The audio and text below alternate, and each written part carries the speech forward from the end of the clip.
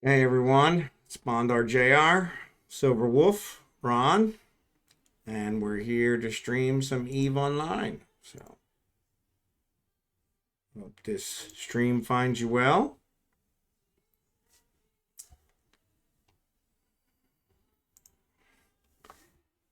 Hey Ming, how are you? Good to see you tonight. Thanks for being here.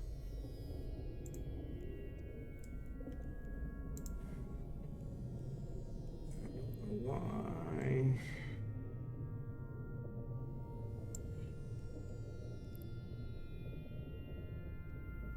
I don't know.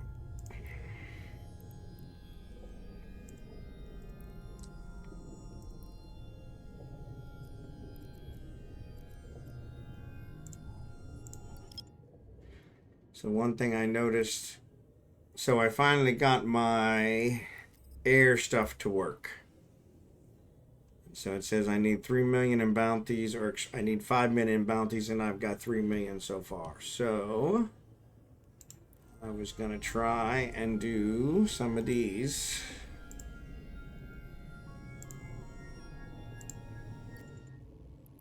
See if they work. Drive active.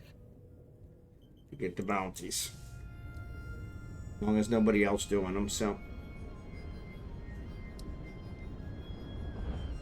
I figured out the problem with my air. I use a VPN, and it seems when I'm running the VPN, the air and several other things that weren't working cannot connect.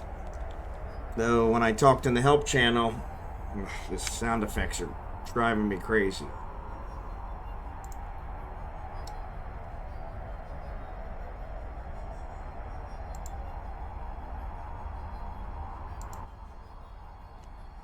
Alright.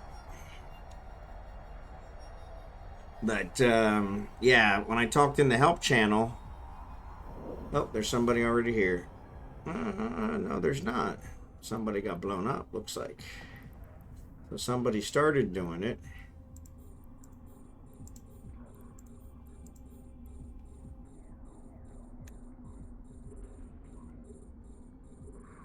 Alright, let's switch to iron. See what range iron gives us. Oh, by the way, I also, Ming, I did my fitting. So this fitting here is the fitting you sent me for whatever level I can do. So 42. So let's go ahead and shoot these guys. So this misses completely, which is funny. Oh, drop off is 42. Optimal range is 32. So they're getting closer. We'll launch the drones. I like it. I do. I like it. I've taken hardly any damage. I keep forgetting to fix my drones, which is driving me kind of crazy. But other than that,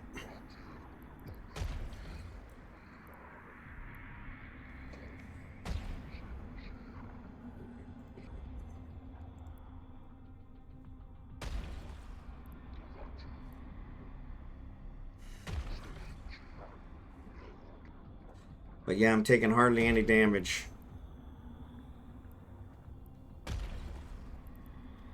Oof, I don't know what that was.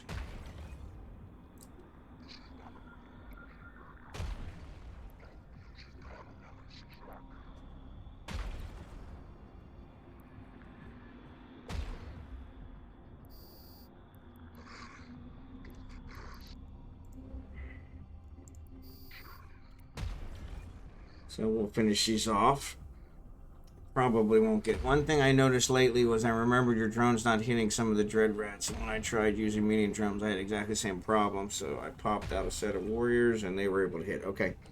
So yeah, I might try those as well. I don't normally use the warriors, but I can definitely switch to those. So. All right. So now we got the next wave. I'm actually going to save this. Which I need to see. Do I have some? Oh, I do have some others. So let's remove that one. All right, let's fire.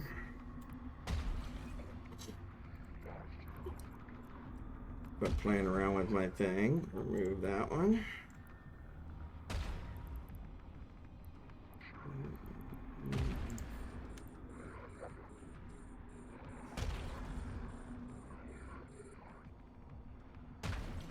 Both of us had the same issue with drones not hitting the rats, as the rats were maybe a bit too fast. Yeah, that's one of the reasons I had the Webifier on the other one, was so that I could slow them down, but you still had to be way too close to be able to use it, so...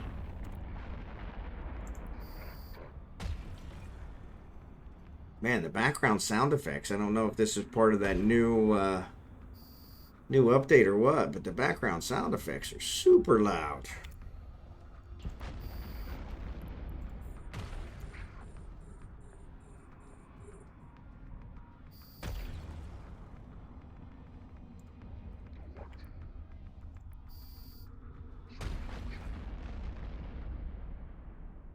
Like my guns firing.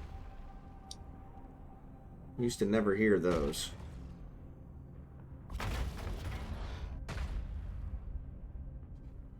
But yeah, I'm taking hardly any damage. Yeah, I agree. Unfortunately, a lot of them close pretty quickly, so don't always get the chance to stay away.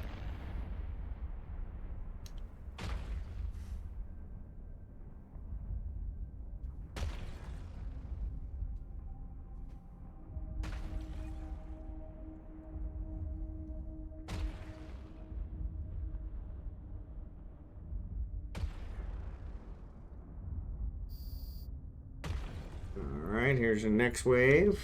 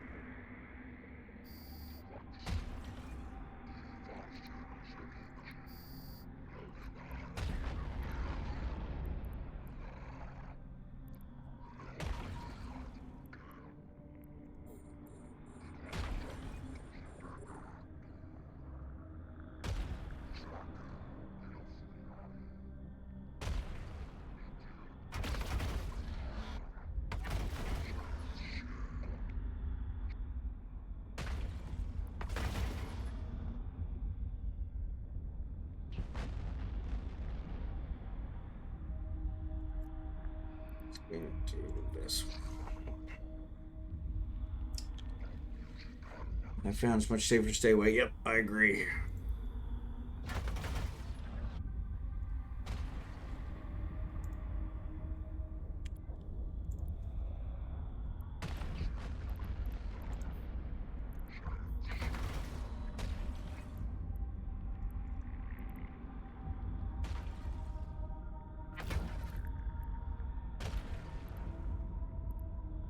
Drones are not taking any damage, so that's good. So they're still focusing on me. I'm not taking any damage either, so...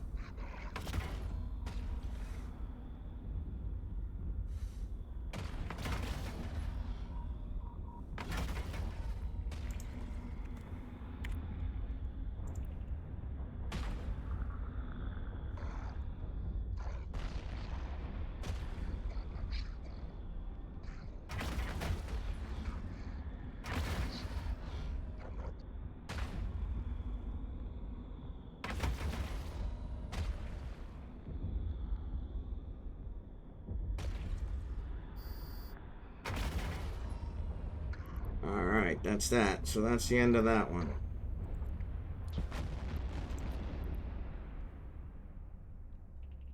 Very little damage. So yeah, so this tank is working fantastic. Now these probably weren't the toughest rats, but still. I'm going to switch to my salvager.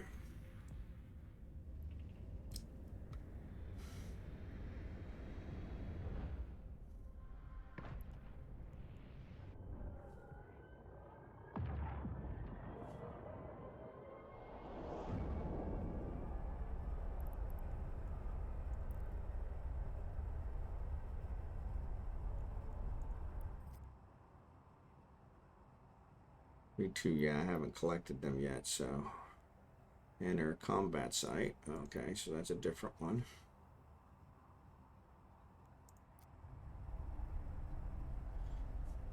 I found that it's best to micromanage the drones, pulling them in at the end of each group of rats or subsequent so on. Yep, I have as well. So, and I normally do that.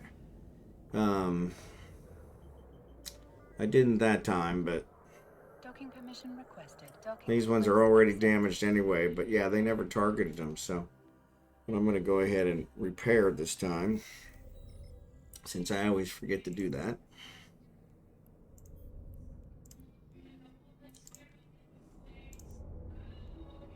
All right.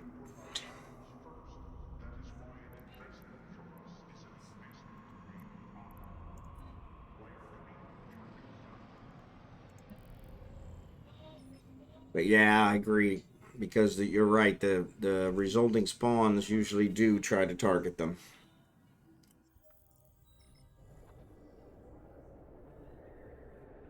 But yeah, when I went into the air program, when I finally got it figured out, I had a ton that were already completed, especially on my main. So it looks like it's been giving me credit for them, even though I couldn't connect. So I consider making a checklist of items to do before undocking, like real pilots do, but I'm lazy. Yeah, I hear you. I don't need it so much before undocking. Well, I guess I kind of do. But I need it primarily for... So the site didn't go away. That's weird. Wonder why. Did another set spawn?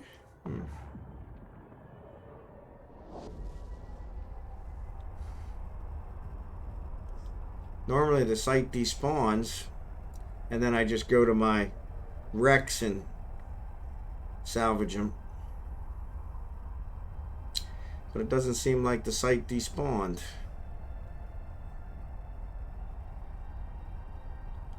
Which is kind of weird. There's nobody here, though.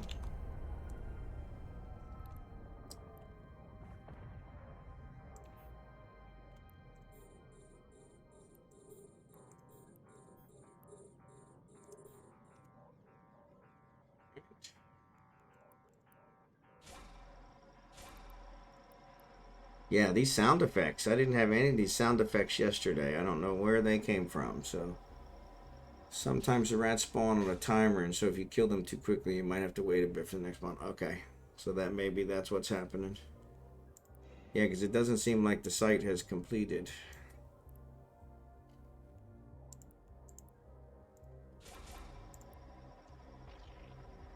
Yeah, these sound effects. Oof. Yep, I understand, but I appreciate it.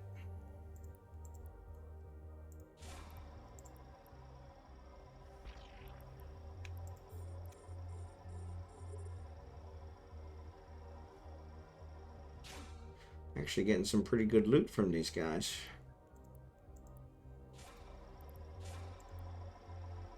Well, pretty good salvage from these guys. Not so much loot, so...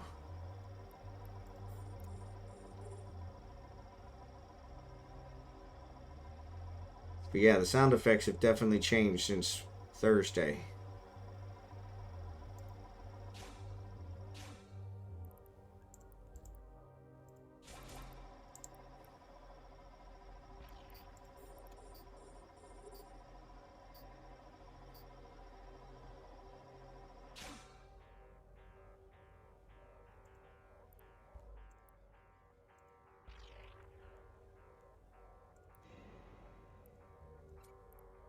Some ammo.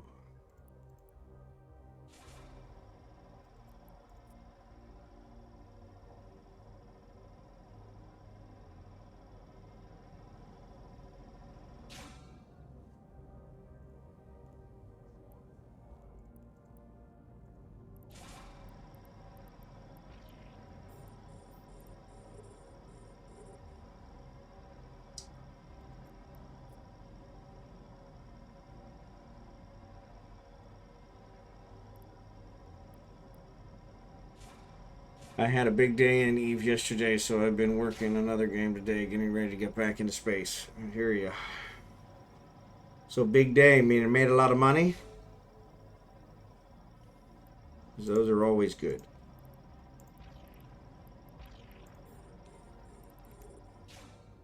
So why are we getting further away from this guy? I don't know. Okay, no, never mind.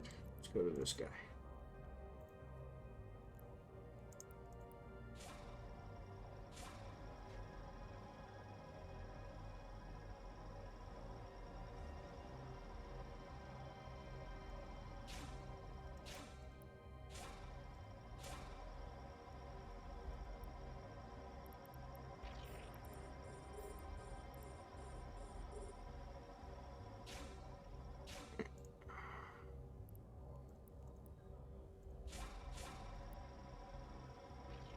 Yeah, the sound effects are definitely.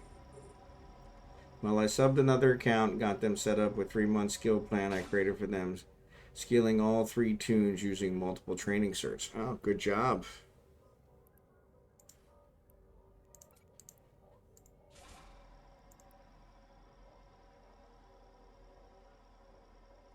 Small tractor cannot engage because it shows it's owned by somebody else. Well, that's weird. How could it be owned by somebody else? All right.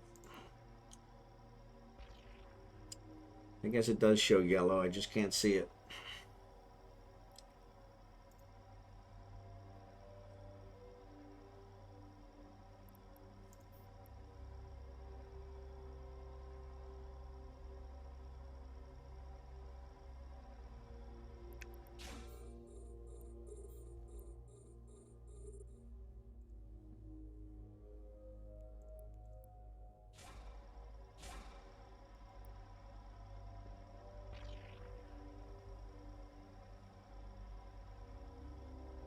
Well, it's kind of an end game activity. Yeah.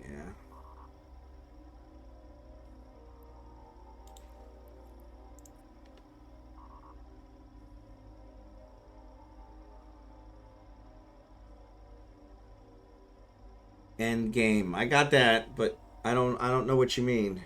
What's an end game activity?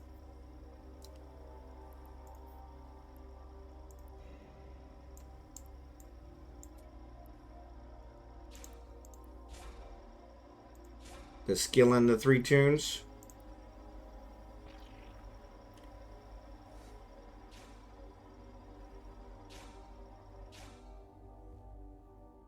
Alright.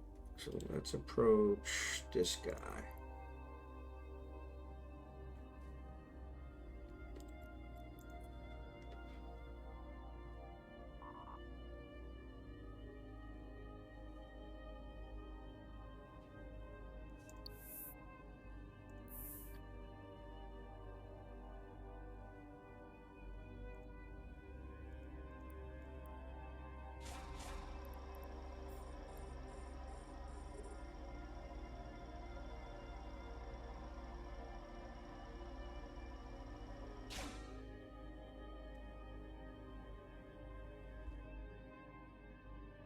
Come on.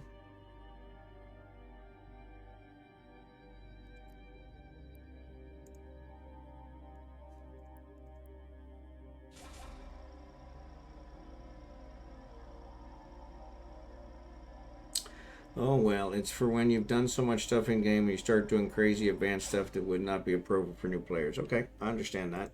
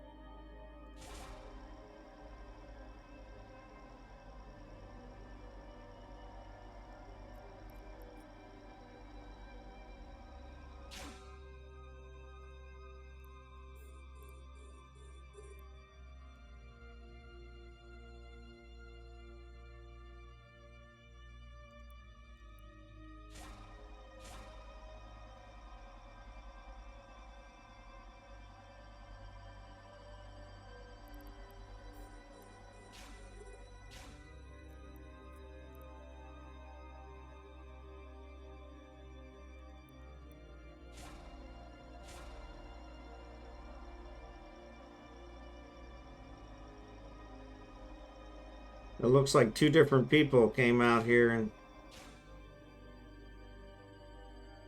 says it was already salvaged. How could it be already salvaged since it's sitting there?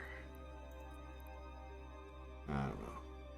Oh, maybe it meant that my other salvager salvaged it, and that's why. That's probably what that means. Probably did not say that as clear as I could, but I think you get me. Yeah. Yep. No. No. I do. I do. Yep. All right. So we salvaged them all. We'll leave the cans so that we're not stealing from nobody. Go back here and dock. No really good salvage, unfortunately, but that's all right. Every little bit helps.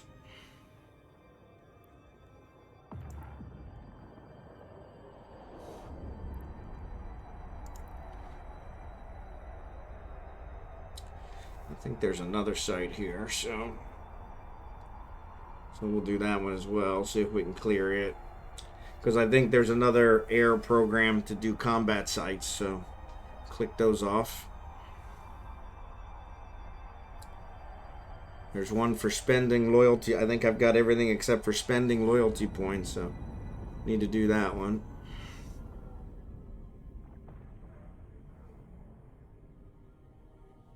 Yes, there are many different things, and most of them are very fun. Yeah, I've actually been in, from the little bit I've done so far. I just got it figured out earlier today, and I hadn't did much.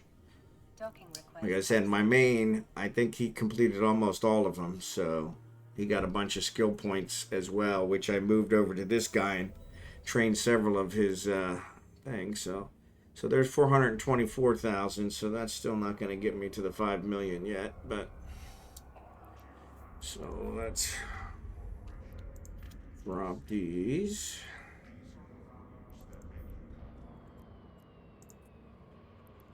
All right. Now let's go check out the other one.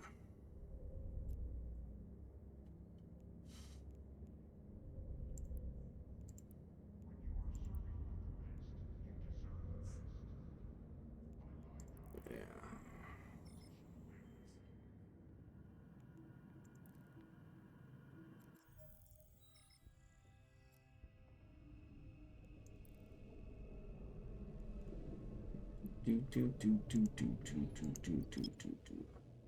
Yeah, so that one's gone now. Let's warp to 0. So it did actually complete it. Oop, I forgot to remove my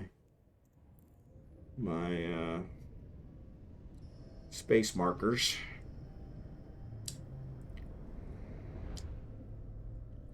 The user interface for air takes a while to understand, but eventually I figured, yeah, I was thinking the same exact thing, because that was really giving me a lot of trouble in the beginning. Trying to figure out how to go back to the previous menu. But I think I did get that finally figured out. But so nobody at this one, so we'll go ahead and get this one completed.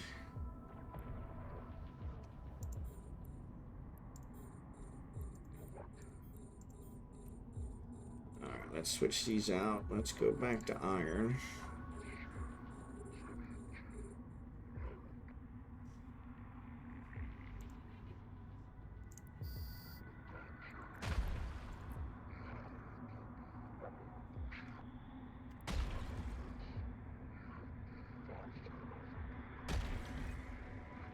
Iron gives me the longest damage. Why are you attacking that? Stick together. But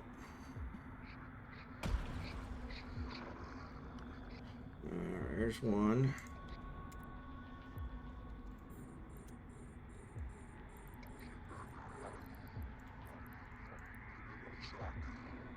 Oop, I should turn that on.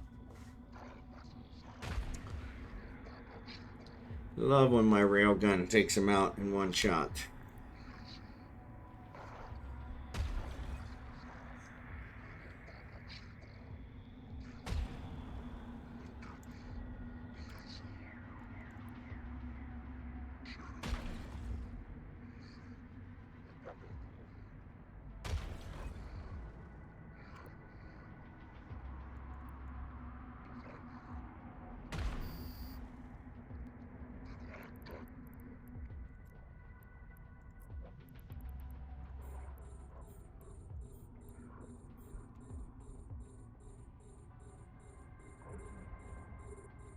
This will get me to 42.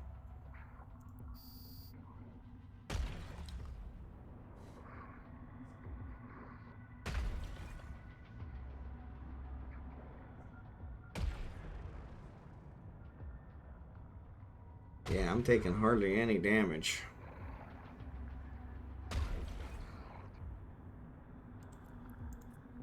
Let's approach.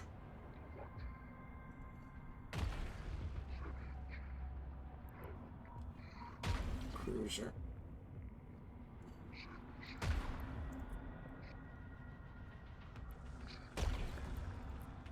Hey, I lost one. How did I lose one? Well, that sucks.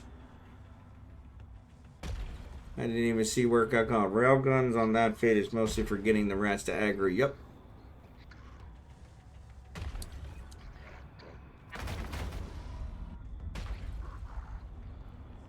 Yep, I agree.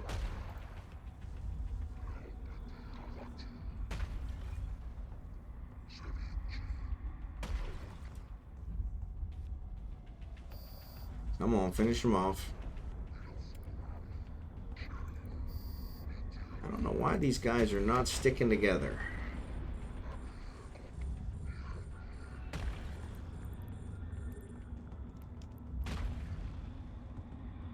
So the ones from the last one that were wounded pretty heavily never got killed, but now the ones after I repaired them are getting killed pretty quick.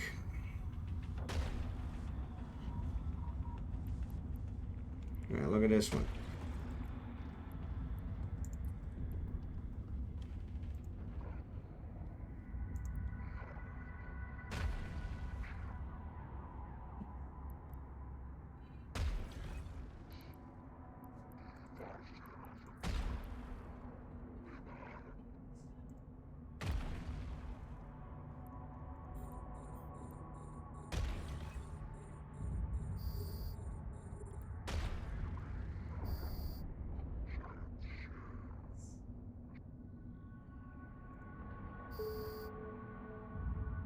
Daily goal completed.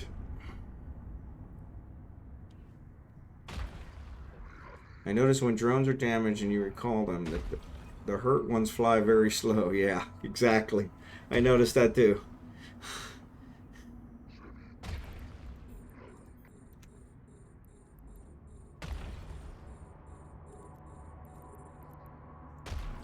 Gotta catch them, get them back before they really take some damage.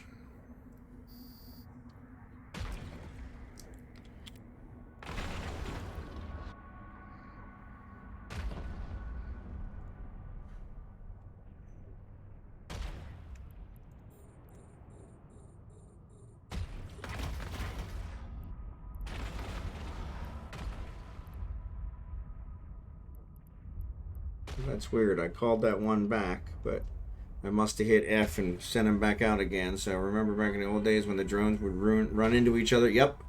Yep. The good old days. Alright, let's shoot this guy.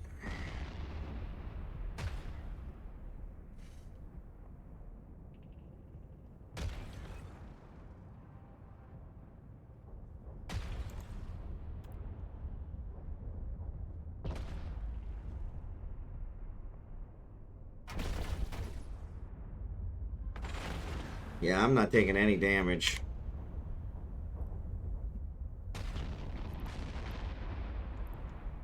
So this is definitely a good fit.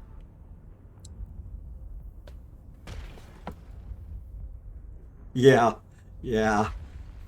Yeah, that was so frustrating.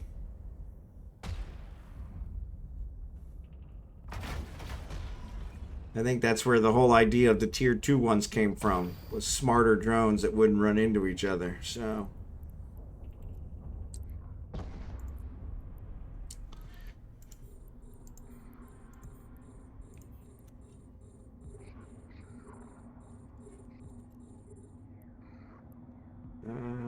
let's try this.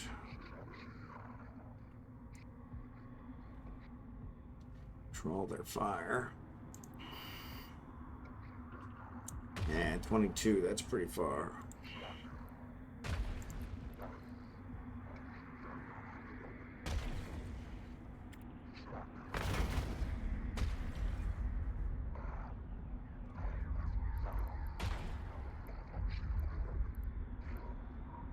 But end up launching the one that was wounded.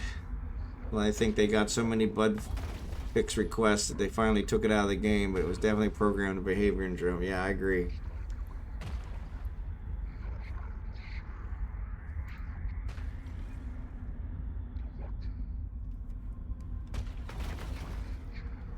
Alright, so this plutonium's not where I want it to be.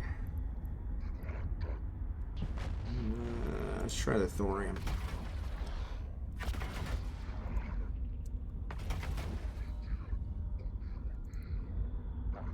There we go. That's more what I want.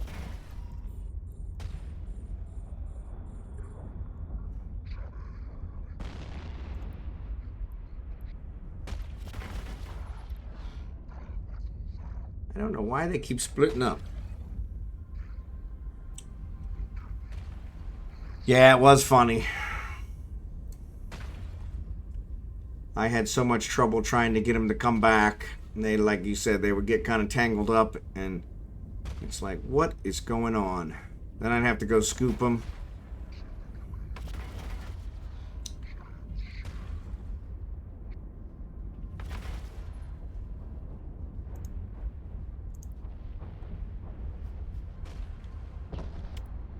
Focus together.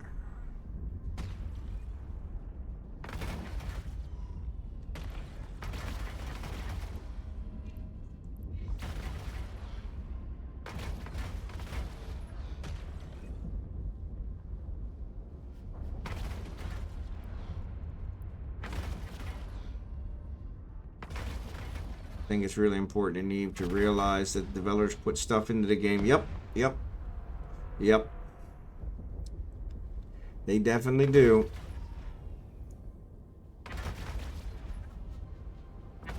Kind of like the whole theory of Easter eggs, you know? It was one of those things where they put them in there just because they could.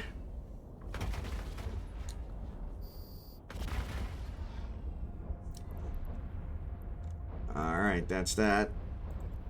Turn.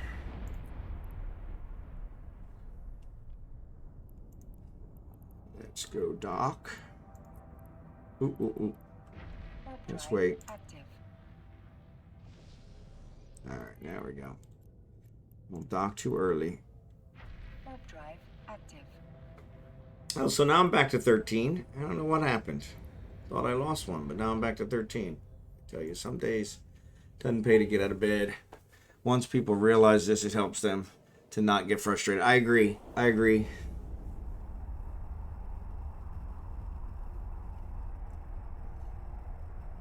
Realize that it's just some good, clean fun. I'm a programmer myself, so unfortunately I don't program games. I program banking apps, but I do understand the lore.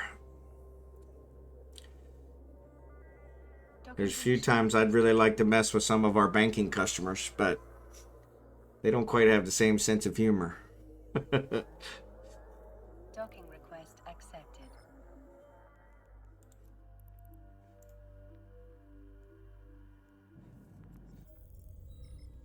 Alright, so let's go ahead and switch over to... Actually, let's repair. We remember to do this each time. And that'll save us some headaches later on. Make active. Undock. So the air daily goal has been completed. I don't know what exactly that buys us, but Warp drive active. I'm retired senior systems analyst from high-tech manufacturing, so we're on the same wavelength. Yep, I'm more of a support programmer now. That's where I made most of my money, was support program. Fixing other people's code, which has been a good business. I made a very good living doing that because there's a lot of really crappy programmers out there, and the bank seems to hire most of them. But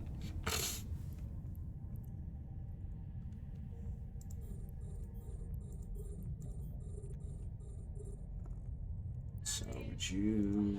Let's reel you in. I still can't get over these sound effects. It's Thursday. I didn't hear any of these sound effects.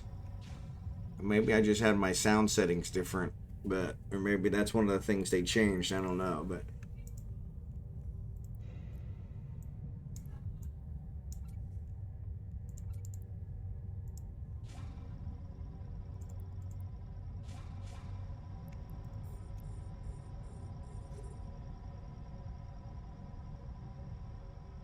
We only did one? Why do we only do one? Yes, when it comes to money programming, kind of important to get it right. Yeah, people get really upset when you mess with their money, which, understandably.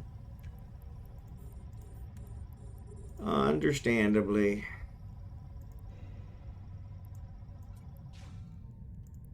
Understandably. That one's empty, so we can salvage it. Let's reel this one in.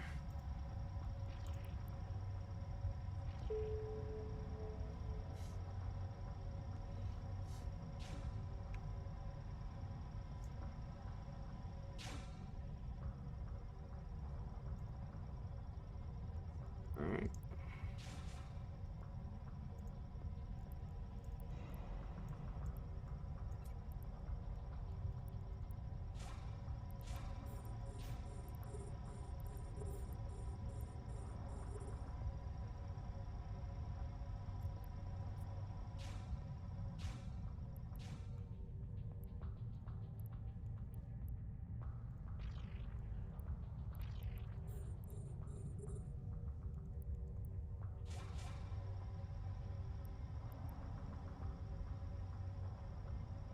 Most of our systems were not up to that standard, and my management had a hard time understanding we could not just make a few changes to fix it. Yeah, that's the other problem we have is most of our management are not programmers, so they have no clue what it takes. And instead just kind of fly by the seat of their pants. There goes my cap.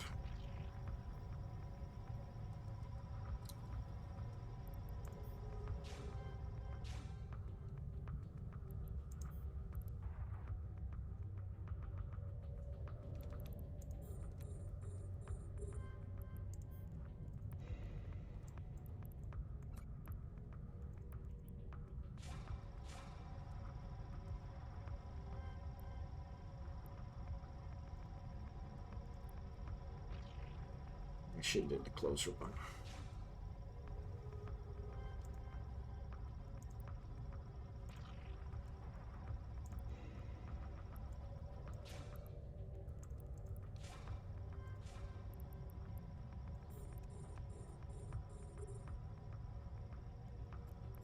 I'm getting really good stuff from these guys.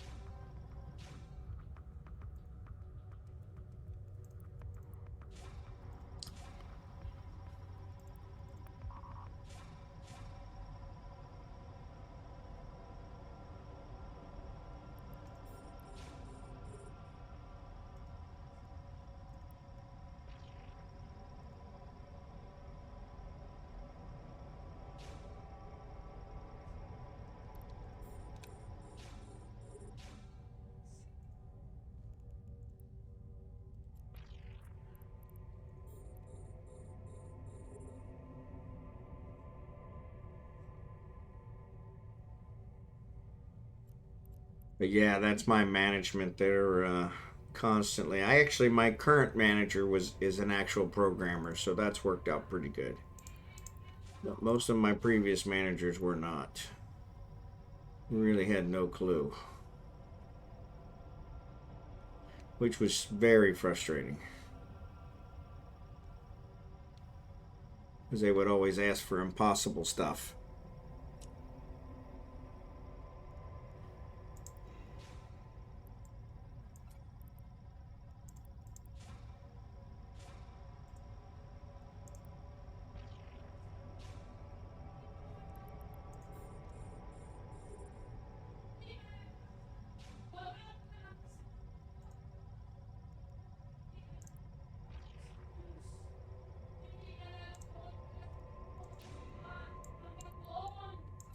That was a frigate. Or excuse me, a cruiser. Couple cruisers among them. So that's good. Let's give some better loot.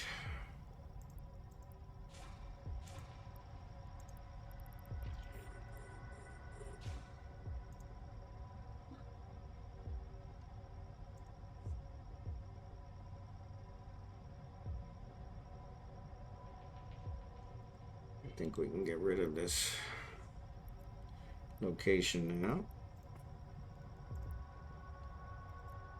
Stack all these. That's taking forever. The capacitor is empty. The capacitor is empty. Of course it is. The capacitor is empty. 462. So that's another million. I think we still need at least like another 700,000.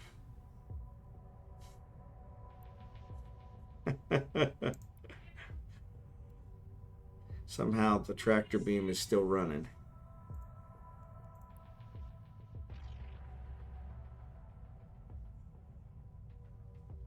So we'll reel this guy in while the capacitor recharges.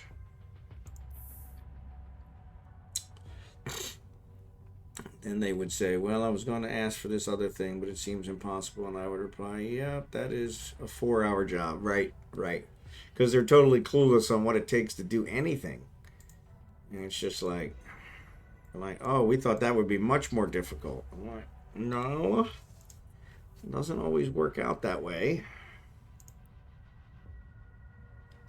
All right, so let's just try one at a time.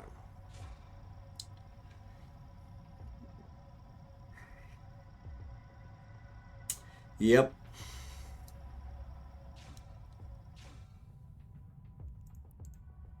Yeah, that's the worst part.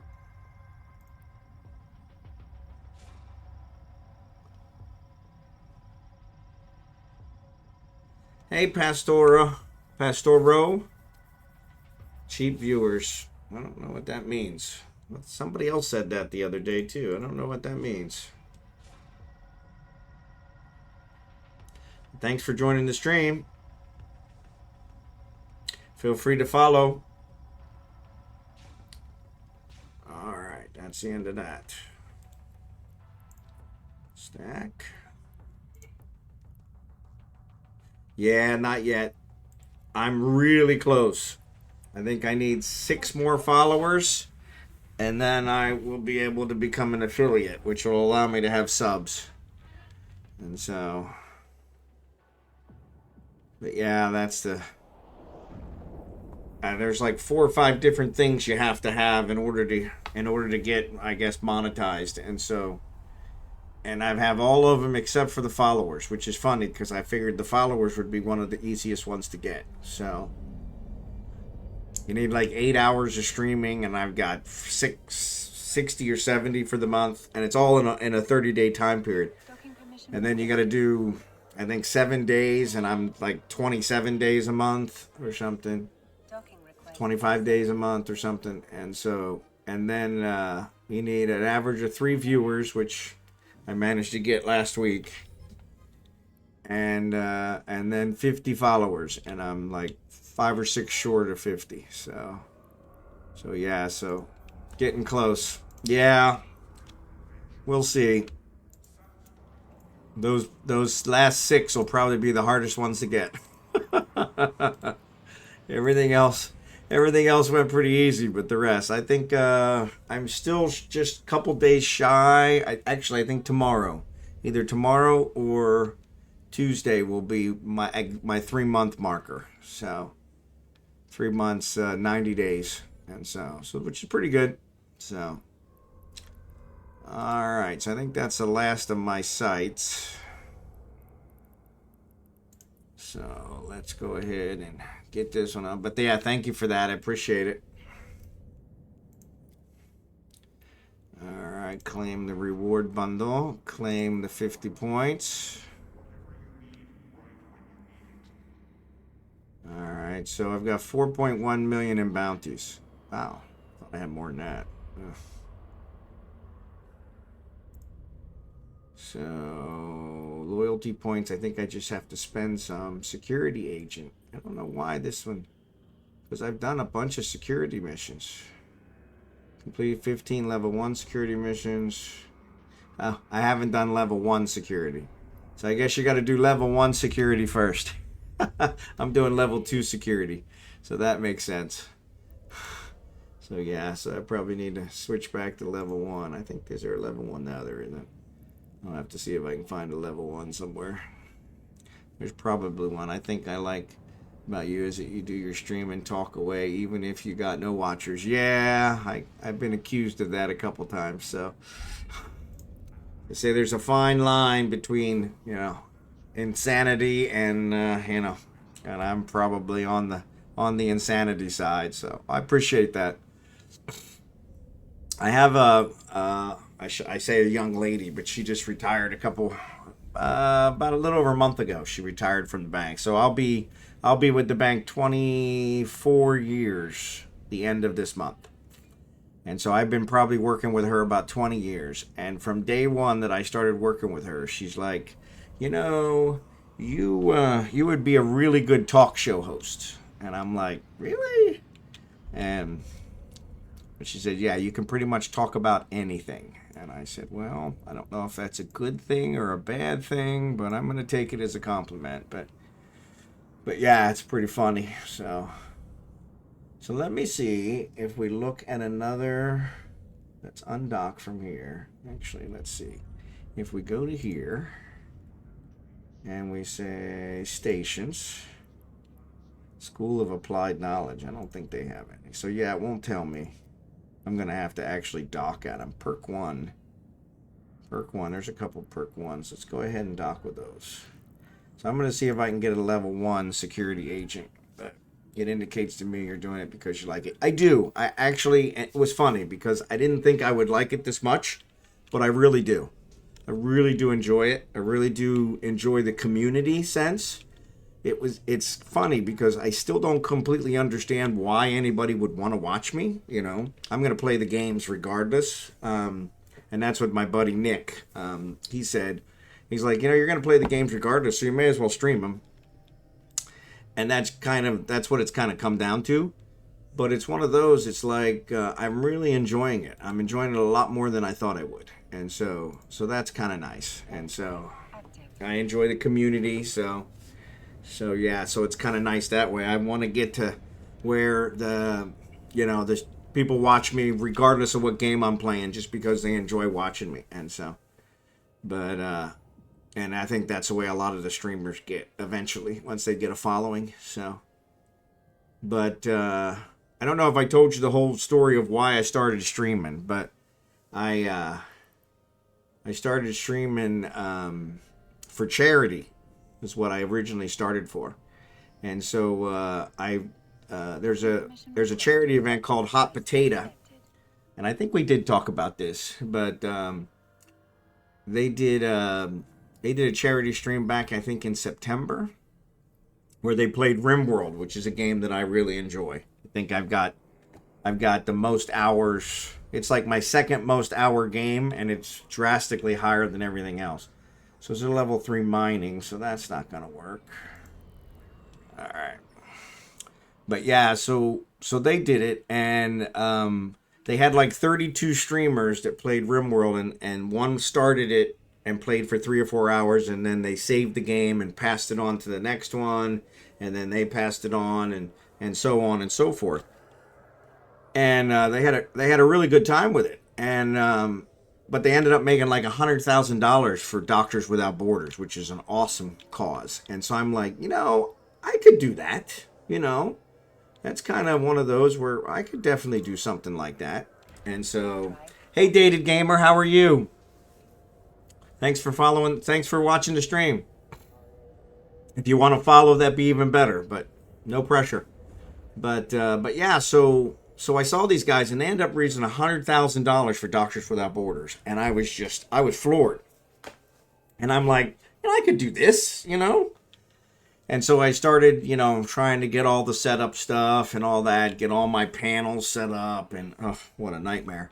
And it just became a real slog to get all that done. And so I was like, maybe it's not for me, this, that, and the other. Permission requested. Docking. And so then they announced that they were going to have another event. They just had it in March.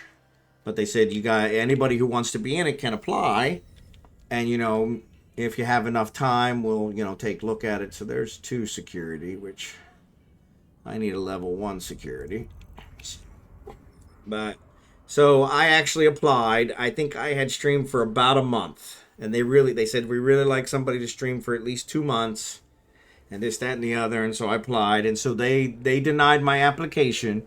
But they said, it's just this, that, and the other. Gave me some suggestions. But so I ended up watching that one back in March. And they did Dwarf Fortress, which is another game I play a lot of. In fact, most of my streams on YouTube are for Dwarf Fortress.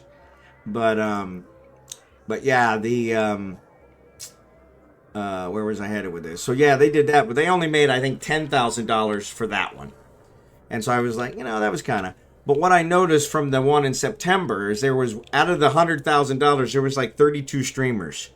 Out of the 32 streamers, there was one guy who had $10,000 by himself. And I mean, he barely got to play the game because people were donating so much. But he had thousands of followers. And so they just got on and they donated, and it was kind of nice. And I was like, that's kind of cool, to kind of have that kind of following. But then I watched him outside of the stream. I actually watched him after it was outside the charity event. And it was just swear word after swear word after swear word. And I was like, okay, that's kind of weird because that's not my thing, And but he still had a younger guy, and so he had a big following. But and it was weird because even there were several of them that said, yeah, I don't really care for this game, but they were still thousands of them watching him, even though they said they didn't care for the game. And I'm like, yeah, that's where I want to get. And so, but yeah, it's been good because you finally find some people that enjoy what you're doing and this, that, and the other, and that's kind of nice. So Docking permission. it's a nice community thing. So. But that's my long-term plan, is to make some money for charities and donate to charities. So no level 1s. So I was really hoping to find a level 1 security here. But yeah, that's my long-term goal. The other one is to offset. So our plan, we've set up how much we need per month to live in the Philippines. So I think I've mentioned this to you, but towards the end of the year, first quarter next year, my wife and I plan to retire and move to the Philippines. And so the plan was always to live off my 401k and take so much per month and do it that way. But I thought, if I could stream and actually make enough to offset what I would take out of my 401k, that would allow me to save that money longer and do a lot better. And so, because that's one of the things I'm always constantly afraid of is, hey, are we going to run out of money, And so, highly unlikely, but it's one of those where it's like, well, better to be safe than sorry, All right, so I think I've been to both Perk 1 factories. I think I did go to that one. Nope, I went to that one. Let's try this one. Warp drive. There's no easy way to see in the system what each station has agent-wise without docking. I think you can actually go to the corporation and then track down by system. You can't do it by system, but you'd have to track it down the other way. And you could probably get to it, but it's probably just easier just to dock at each station and see what they have. I think this is the last one, but I'm pretty sure there won't be a level 1 here. So I just got my first pension check the other day. Yep. Yeah. I agree. And so that's one of the things is, I look at it now at what we're going to do. And I think, okay, I'm young, so I'm 56. So when we retire, I'll be 57. And so I've got at least 5-6 years to try and get my Social Security. And so with that said, it's kind of like, okay, well, depending on inflation, are we going to have enough to be able to cover it? And so, well, their way to look it up is easy. Let me get on here. Yeah, well, I want to retire early enough, so there's no agents in this one. But yeah, I want to retire early enough so that I can still enjoy it. I mean, I have fantastic health, been really good shape. I'm a little overweight, but other than that, I don't have any health problems. You know, we do really well. I don't take any medications, and so neither does my wife. And so we're really looking forward to being able to enjoy our years. But we're planning on building a house, and so that's a big, you know, how much is that going to cost us with inflation? You know, and the key in the Philippines is you have to really be there to build the house. Otherwise, you can get taken, and so yeah. So from that perspective, we're trying to stay up with that. But yeah, we're really getting excited about it. So Warp drive active. we actually talked to an architect today to try and get the house kind of designed and go that route. But it's such a moving target. So, but yes, I agree. I think that is a perfect age. I have several people that I've worked with at the bank that have not retired until they were in their early to mid 70s, and then they pass away shortly after retiring, and it's just sad because you really didn't get any time to enjoy your life. And so, do you have to know Spanish to live in the Philippines? No, you do not. So they speak a language called Tagalog, is their primary language. Docking request But they were all taught English in high school. So my wife, when she came over here, she speaks, I'd say, very good English. She may not agree with me all the ways, but vocabulary-wise, they're probably a little further back with vocabulary. But they're able to express themselves very well, and so that's one of the reasons we chose. I mean, my wife's from the Philippines, so that made it easy. But one of the reasons that I had looked towards the Philippines for a place to retire was that the language barrier was not a problem. Thailand, Vietnam, several of those places are the same economic situation where it's very cheap to live there, but the language barrier is horrible. My wife has a sister that lives in Japan, and we traveled to Japan several years ago, and no one in Japan speaks any English. They refuse to. And I'm American, so trying to learn another language is, you know, English is so poor that it's hard to learn another language. Oh, that's a good idea. Yeah, I didn't think about that. But yeah, trying to learn another language. So I'm working on my wife's language, the Tagalog. In the Philippines, there's different dialects for different areas. But I'm working on her language. I'm going to say level 1, security. And current system, there are none. Yeah, that would have made it a lot easier. So within 2 jumps, there you go. So Yuri has got 1. So let's go talk to this guy. Set destination. But yeah, it's kind of select high. Oh, Yuri is high sec. So, but yeah, you're right. I should have selected high sec. But yeah, that's one of the advantages to the Philippines is because they learn English in high school. So I met my wife online, and we spoke English, chatted in English, and we chatted for over a year before I finally made the trip to the Philippines to visit her. And we celebrated 17 years of marriage 2 weeks ago. So that was kind of the deal. Is she left her family, came here to live with me, and I promised her that every 2 years I would take her home to see her family, and that we would live here roughly 20 years. And after the 20 years, we would retire and move back to her homeland, and I would live, hopefully, I last 20 years there. And so, which shouldn't be a problem, but we watch a lot of vloggers that Americans that live in the Philippines, and a lot of them have much better lifespans because it's just so relaxed. It's the one place in the world I've ever been able to truly relax, because they kind of force you to. They are very laid back people. They are very poor, but they are very happy, and that is really, I think, one of the major lessons in life. It shows that money can't buy you happiness, and and they have proven it. So that they have not a whole lot of cares in the world, and they don't get excited about anything, and it's a pretty good deal. And so yeah, so I'm really looking forward to it. The one problem, stress is a killer. It is. And honestly, that's where this came from. So I started graying when I was in my 30s. And so I have a pretty high stress job. I think somebody referred to me once as a stress eater. And that probably is apt, as I kind of live on stress. Training completed. But it was interesting because I've traveled all over the world, and the Philippines is the only place I've truly been able to relax, because they're just a very laid back people. They don't get excited about anything, and their culture is just very laid back.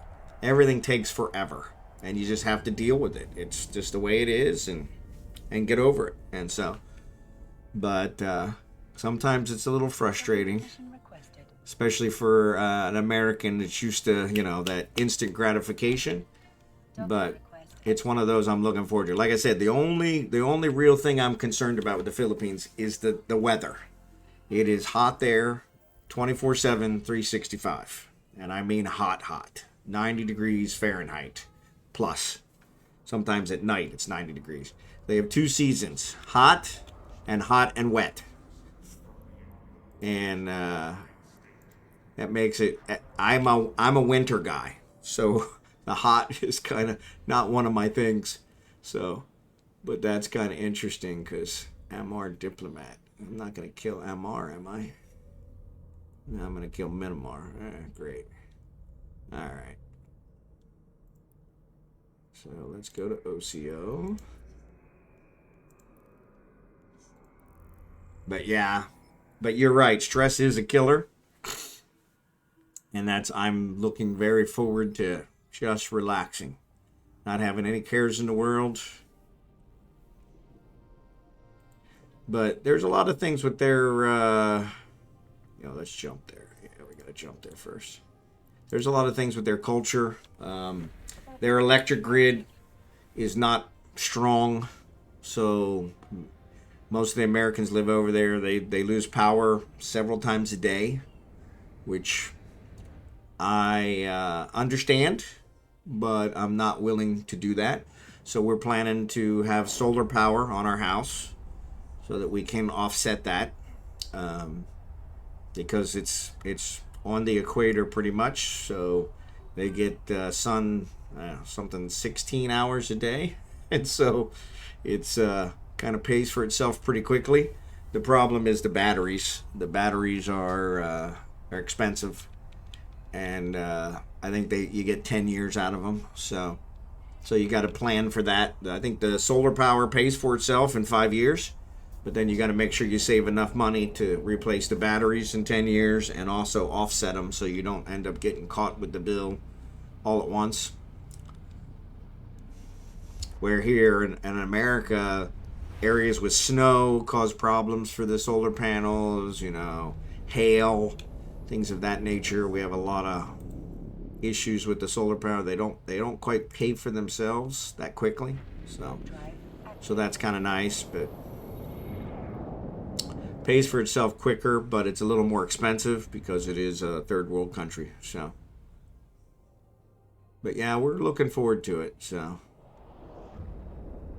just getting all the ducks lined up and getting the trigger pulled is the key. So, I want to make sure we have enough money, which is always a key.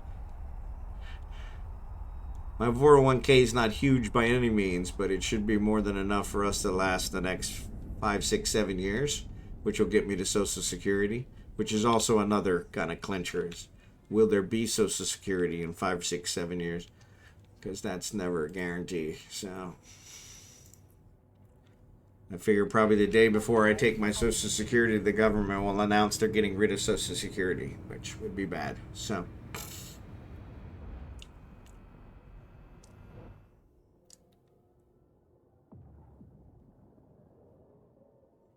but yeah, that's kind of our plan. So we're looking towards the end of the year, first quarter. But yeah, we're pretty excited about it, so. Okay, so I warped here. I guess I should read the mission. View details. Okay.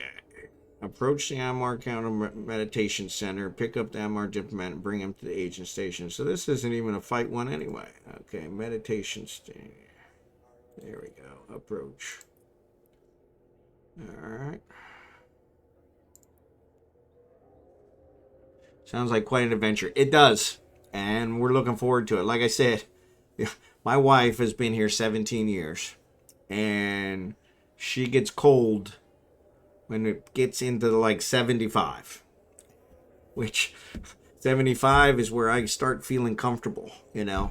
And so it never gets 75 in the Philippines, ever.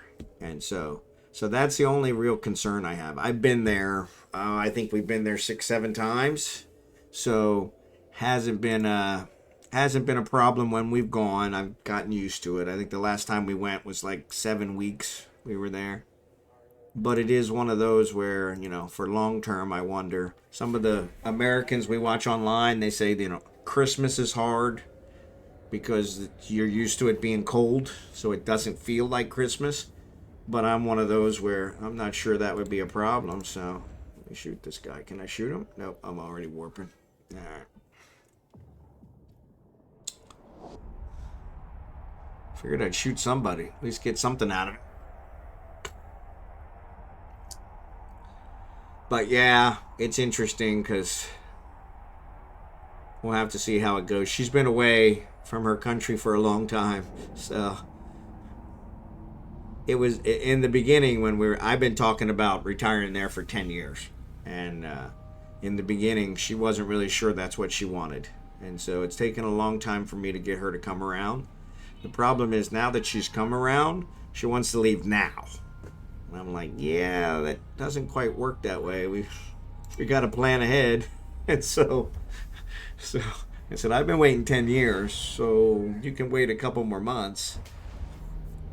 But you know how that works with wives. So I love her dearly, but that's where some of the gray hair comes from. So actually, most of the gray hair probably came from my daughter deciding that her senior year wasn't difficult enough in giving birth to my granddaughter the first day of her senior year in high school, which is probably where most of the gray came from. But talk about stress. But now my granddaughter is 16, I think. 14, I think. I think she'll be 14 in August. So, and we were able to check that off because that was one of our things with moving out of the country was, okay, my kids have to be self-sufficient, and I want to have grandchildren that I've got to know, and so check that off way earlier than I wanted. Yeah, the daughter, I tell you, daughters, ooh, that'll try your patience. I have a son and a daughter from a previous marriage, and yeah, the daughter is definitely yeah. Alright, so I'm going to drop it off. Okay, piece of cake. Pick it up where I'm at, right? Freedom. Nope. I'm going to drop it off here, so I need to pick it up here. Alright, so let's do that. So accept. So we're just doing, these are security agents, but we're not killing nothing. It's kind of crazy. Yeah, don't say that. I'm hoping that doesn't happen. I'm hoping she waits a little bit longer than my daughter did. So it's funny. My dad was 25 when I was born. I'm the oldest. And I was 25 when my daughter was born. She's my eldest. And then, she was 18 when my granddaughter was born. So I said, hey, you ruined it. We had it going, but like I said, it gave me a chance to get to know my granddaughter. So So that was kind of nice. So I don't really feel bad about moving to another country. She's pretty self-sufficient as well, and so which is kind of nice. She's a good kid. Had a good head on her shoulders, so.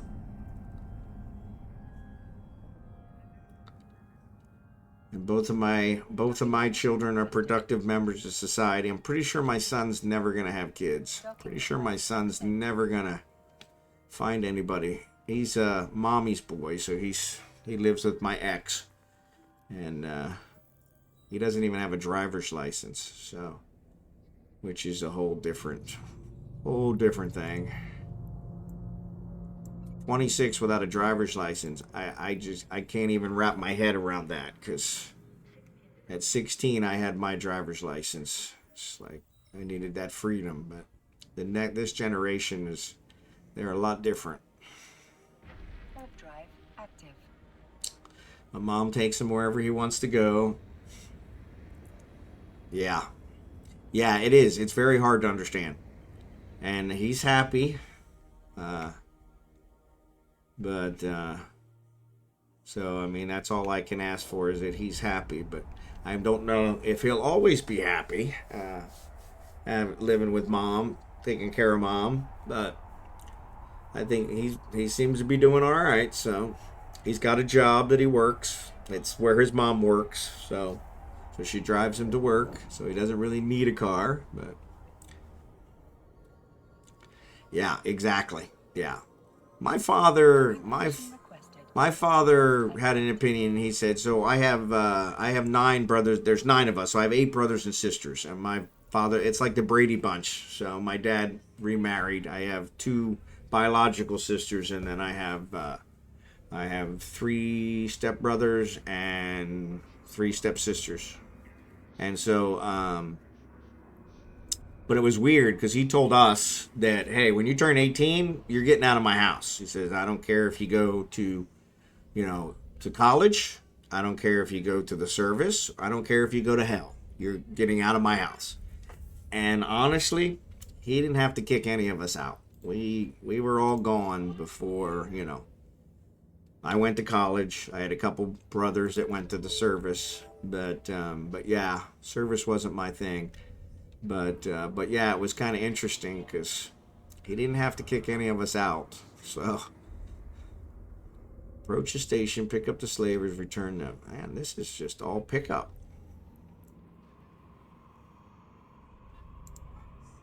So, which station? That's the drop off. All right. So, it must be some other station. All right. But yeah, I had my first job was a paper route, and then I got a job at a gas station. I think 16 was the earliest. I grew up in Pennsylvania, and that was the earliest you could work in Pennsylvania, was 16 for somebody else. And I worked in the gas station all through college. While I was going to college, I'd come home in the summers and work at the gas station. The guy that owned the gas station also had a roofing company. So summers I would work on the roofs. I was like that big all through college. It wasn't until after college that my metabolism started to slow down. And then it really slowed down, because now I'm not that big anymore. So I don't think I could get up on a roof today. But I had a real good sense for heights. Never bothered me. So the roofing kind of was a pretty cool thing. So taught me a lot of different skills. So yeah, exactly. Well, that's one of the other things. Is so I've seen, like I mentioned before, I've seen a lot of the people that I work with retire, and then within a year they're gone. And it's sad. And so I'm like, okay, I can't let that happen. So you got to have something to focus on. And so that was one of the other reasons for the streaming, was to give me something to kind of focus on. That even if I didn't make any money at it, or if I, wasn't able to make some for charity, at least I'd have something to do, to keep me busy. My wife's got a whole big list. We're going to grow our own vegetables and that kind of stuff. But it was one of those where I was like, okay, well, that's still not going to be a full-time job. Here I had my own garden, and I'd have to replant it every year. But there, you only plant once, and so take care you don't make major changes to your activity level. Yep. Yeah, and that's it. It's all about, like you said, just kind of keeping yourself active. But it's so hot over there that I'm pretty sure I'm probably going to lose a lot of weight, because it is just so hot. Every time I've been over there, I've never stopped sweating. So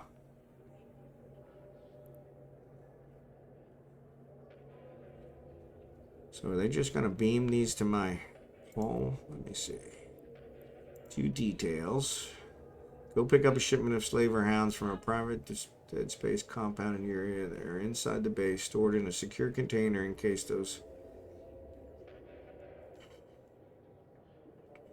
Approach the station, pick up the slavers, and return them to your agent station. Alright, so are they going to automatically beam them to me, or do I actually have to open the station? I don't think I can open the station. There we go. Alright. But yeah, you're absolutely right. So we're planning on growing probably fruit trees, also several different kinds of vegetables. Uh-oh, somebody's attacking me. Something blew up. What did it blow up? It took damage. That was strange. I heard a story at my plant. A guy put in his 35 years and retired, and all he wanted to do was get out and take the boat out every day, fish, and have 4 or 5 beers. Yep. That's not unusual. Docking permission requested. Problem is, if they're not capable, or if they're not careful, they don't even get to do that, I had one retired a couple years ago, and I had no idea. I guess he was an alcoholic. After 2 weeks, he had a heart attack. Yeah, that's what this guy was. He was an alcoholic. I mean, I worked with this guy for years. Never showed any signs that he was an alcoholic. When he came to work, he was always, sober, But what some of my coworkers told me is that the only reason he would stop drinking was to be able to be sober for work. And so when he retired, he just never stopped drinking. And inside of a year, he was gone. And it's just like, that's just such a shame, because it's just, that's not really right. That's just, you really should get to enjoy your thing. Kill a Amarian trader and her bodyguards. All right, finally we get to kill somebody. All right. I'm saying this is a security one. I figured I'd get to kill somebody. Punk Alf. Is it Punk Alf? I'm going to call it Punk. I am looking at retiring early, and the plan is to get a yacht and sail the Mediterranean and make my way west slowly back to Australia. That's an awesome one. I have a brother-in-law, a man married to my sister, that he sails boats for rich guys that need their boat moved from place to place, and he makes a really good living doing it and loves it. And on the off season, when he's not sailing boats, he goes to Alaska and he works the fishing boats and makes a ton of money with the salmon. So yeah, which I always thought that would be a cool one. The problem with that for me and my wife is my wife does not know how to swim. So getting her on a boat's probably not going to work for me. I've tried for 17 years to get her to learn to swim. She refuses. I don't understand how you can grow up on an island and not know how to swim. But it's very common in the Philippines. Very few of them know how to swim. And it's kind of humorous when you think about it. So I had a party once when I was working. One of the sales guys showed up and drank almost the entire bottle of expensive gin. And he told me he drank a fifth. Yeah, this guy, they said he drank like 3/5 a night. And I'm like, you got to be kidding me. How was he even able to function? But I guess he was. And so... But yeah, it was one of those where I had no idea. And I worked with him for a long time. And yeah, he was just, I guess he was a high functioning drunk. And but they said he would actually stop so that he could come to work. So funny thing with sailing is if you fall off the boat at sea, swimming doesn't help. Yeah, see, that's the other one, is you're right, is that most times the sea is so unforgiving that doesn't really help much. So I'm doing these level 1s with a cruiser. That's probably what's killing me. So I'm gonna go ahead and approach and loot these guys. I may as well at least loot them. But he had a pre-med degree like me, and I told him I didn't want to tell you have a problem, but you have a problem, you should know. Yeah, see, that's the other thing is I don't understand how people can really fake that. So, yeah, if you fall off and nobody else in the boat sees you, yep, that's it. And when you're on there by yourself, like in his case, he takes these sailboats or sometimes ships, yachts, and he sails them, he'll sail it from Florida. They live in Florida. He'll sail it from Florida to Japan and drop it off in Japan.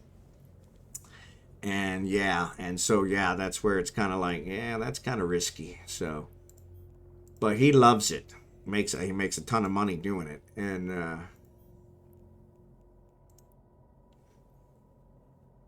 he's kind of a risk taker. He's actually got my sister to do a lot of things that she would have never done. They did. I've done skydiving. It was one of the things on my bucket list.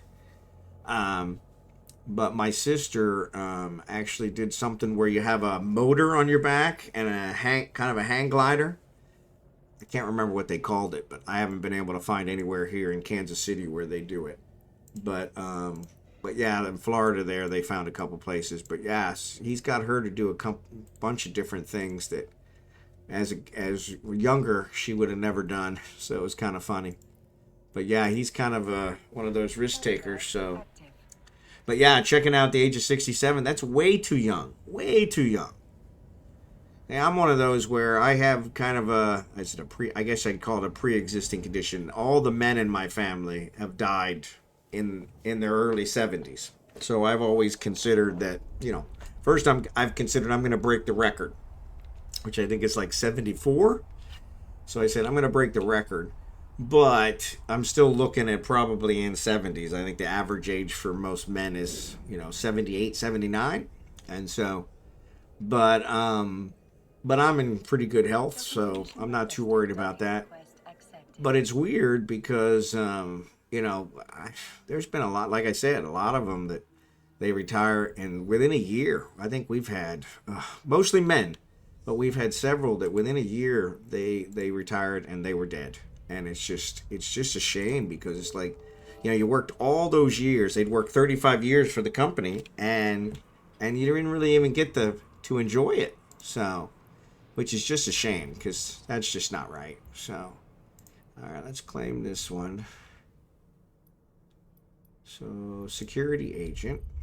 Says I only did one. Okay, so I did one. All right, they want to do one more. All right. 5, 10, 15, 20. Ugh. We'll do 20. We'll go ahead and keep working on this agent.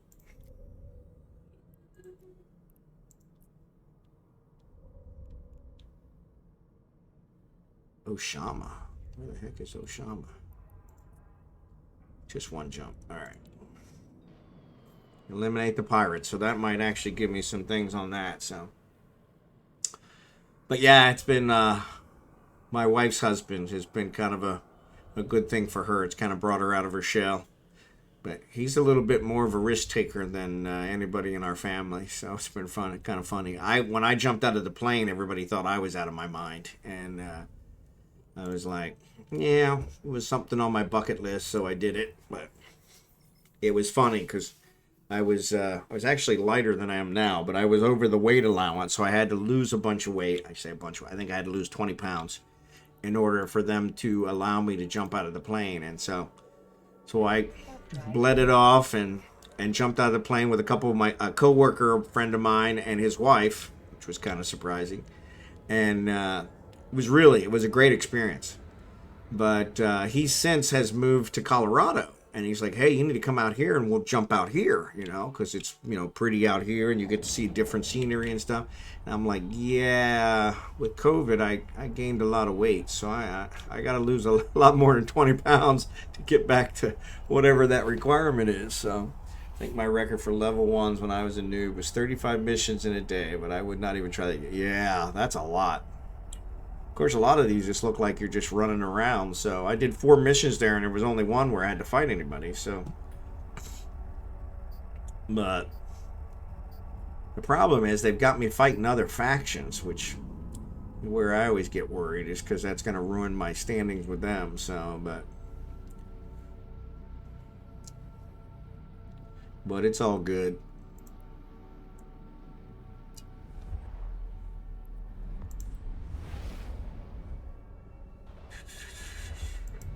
And these missions don't pay anything. They are worthless. So, faction change on level 1s is so small. Yeah, you're probably right. Yeah, you're probably right. I just thought about that because the pay is so small. I'm sure the hit on factions is probably not very big either. So, but yeah, that's a good point. So. But yeah, that whole sailing around the world, that sounds like an awesome retirement. Sounds like an awesome retirement. When you get to level 4s, you need to start paying attention. Yeah. Try and decline the ones that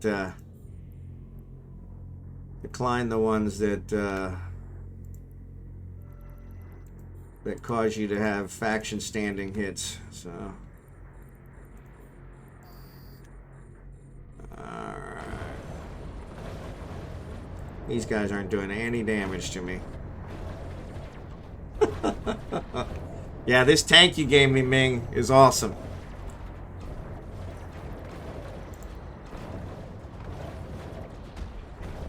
Problem is, I probably can't hit them.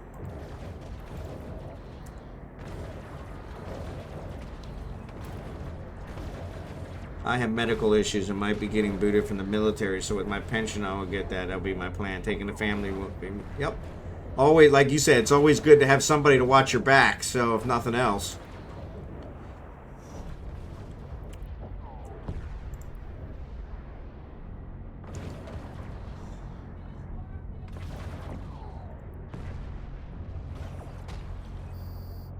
Yeah, I can't get over these sound effects.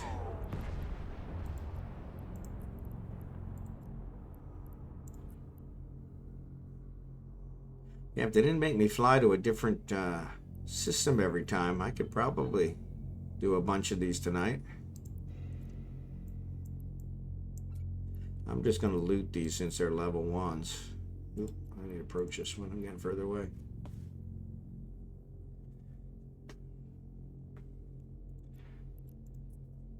But yeah, I think that's a great way to spend your retirement. Like I said, my wife doesn't swim. So, but like you said, swimming's really not the problem. But in my case, it'd be like, yeah, I still think I'd need her to swim before I could feel comfortable putting her on a boat. It's funny, we were in the Philippines several years ago, and let me go to year, yeah, jump.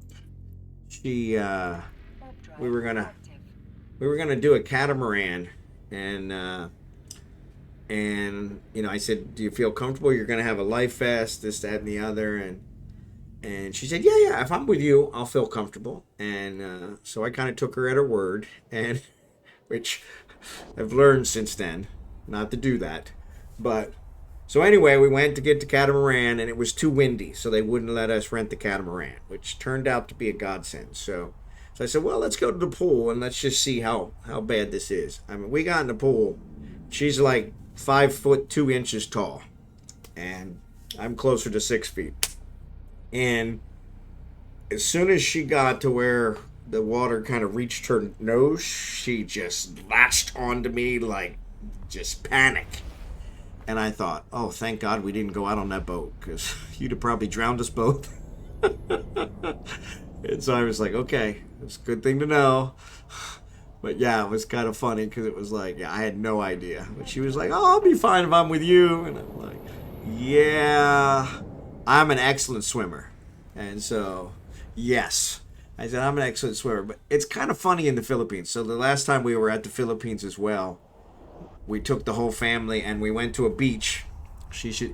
And that's what I've been trying, especially here in America, because we teach, but she's like, well, she's approaching 50 and she'd probably be in there with kids. And she's like, I said, no, probably not. There's probably some older people that don't know how to swim, but she's probably right. There probably would be some kids.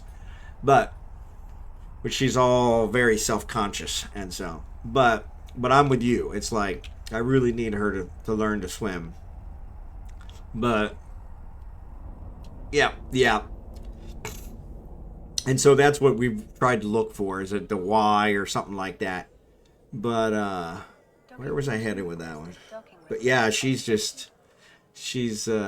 kind of refused to learn to swim, and I'm like, but it was funny when we were talking online when we were dating.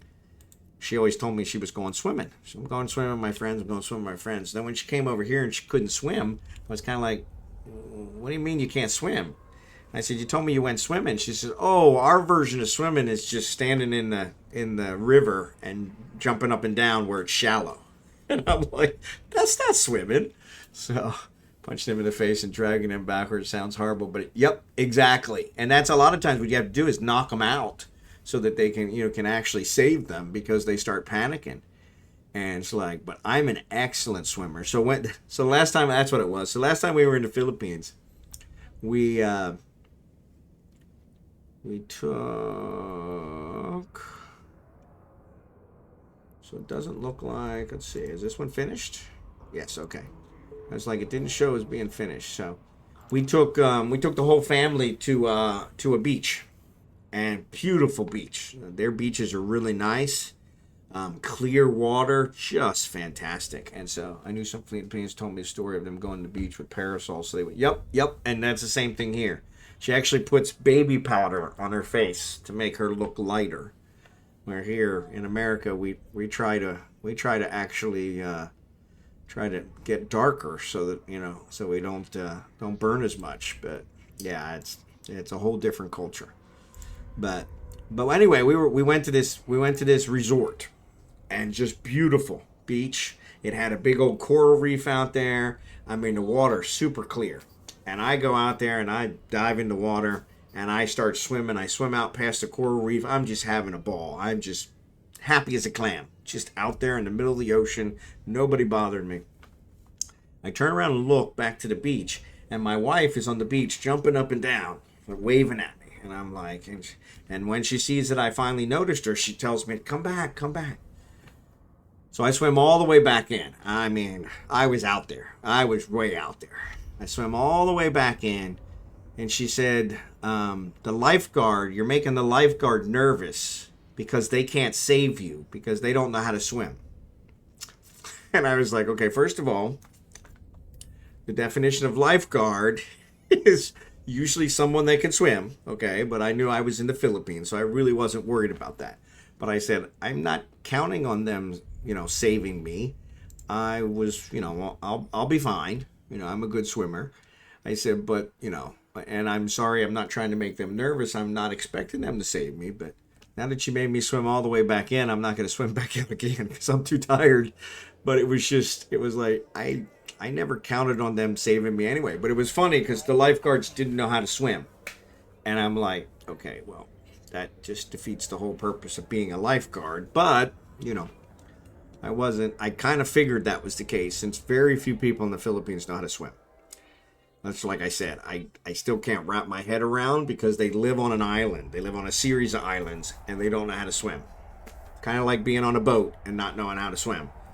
It's like, it's something you should really learn to do. But just a different culture, so. But yeah, I really need her to learn to swim, just to cover that one. Oh yeah. And they climb trees pretty good. They climb trees really well. Not just mangoes. They have all kinds of fruits that grow there wild. And they'll climb up to get coconuts, climb up to get bananas, climb up to get just about anything. Lychees. It's it's quite impressive. They take their shoes and their socks off and climb with their feet, and it's very impressive. But yeah, they climb very well. They can't swim worth a darn, but they climb really well. So I was a climber as a kid, but I haven't climbed in years. So the climbing up a tree to get some fruit is not going to happen. I'll chop the tree down to get the fruit, which of course defeats the purpose. So. But they actually have some things for the older generation, because even though some of the older ones climb really well, but they have some things that you can use to get the fruits down. And so, yeah, we're planning on growing fruits on our property. We have a fairly large property that we're going to build a pretty, I consider it a pretty small house on, but then use the rest for kind of growing stuff. So they also asked me if I was going to Mass, and I told them no, as I was a Protestant, and they did not know what that was. Yeah. Yeah, so she's considered non-Catholic. The majority of them are Catholic. But she is not. She's a Christian, Protestant, as you would call it, and so that was a good thing for us, because I was worried with the Catholic, but yeah, that worked out. But yeah, it was kind of funny because yes, it's all Catholic stuff. They have a lot of different things they do over there especially for the what they call Holy Week. The whole country shuts down for Holy Week. Which is a week before Easter. And they have guys that will beat themselves and things of that nature. They carry crosses, the big wooden crosses, and, will try to crucify themselves. And it's interesting, I think is the word I'm looking for. But yeah, strange in another way, so. Yeah. Also asked me, 1622, yep. All right, no, I want thorium's what I want. So it looks like they're targeting me, which is good. Not that they're doing any damage, but. So let's launch these guys.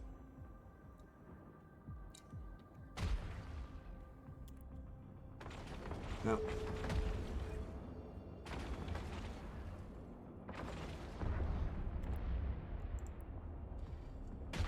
But yeah, it's such a different culture. There's just so many things that are different than the way we think about them. And so,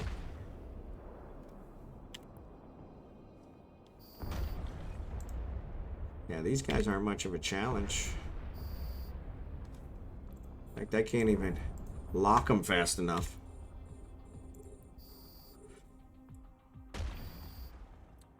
But it is a beautiful country. Beautiful country.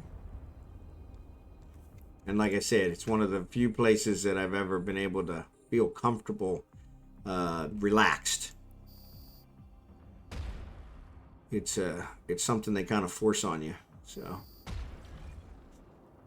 because they are very laid back people. They don't get excited about hardly anything. It's funny.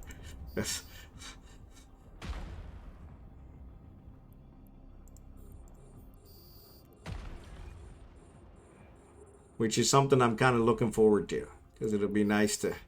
Everybody here in America gets excited about way too much. It'll be nice to actually have a calm people that don't get excited. So, someplace relaxed.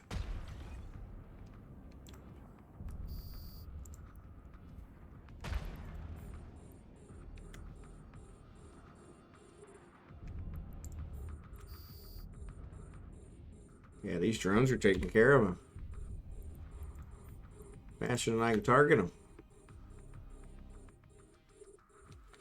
Yeah, a lot different. Oh yeah. But it's one of those where I really feel everybody should travel, should kind of see these kind of things, because it really makes you appreciate what we have a lot more. Return to drone bay. I'm going to switch to antimatter. And then I'll launch these guys again once these can calm down. But somebody's shooting them.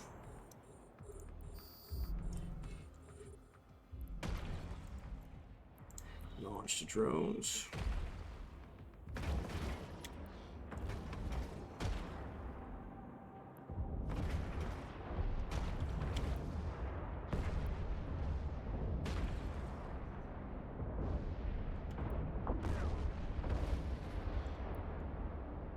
Yeah, I'm not taking any damage.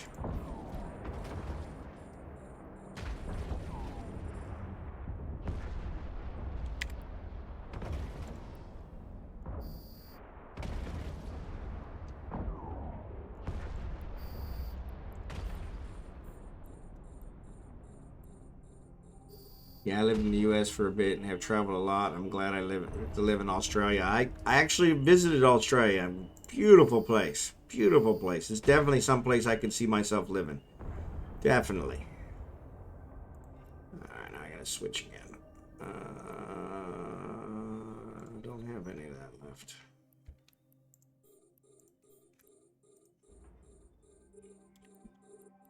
Did I target him? Nope.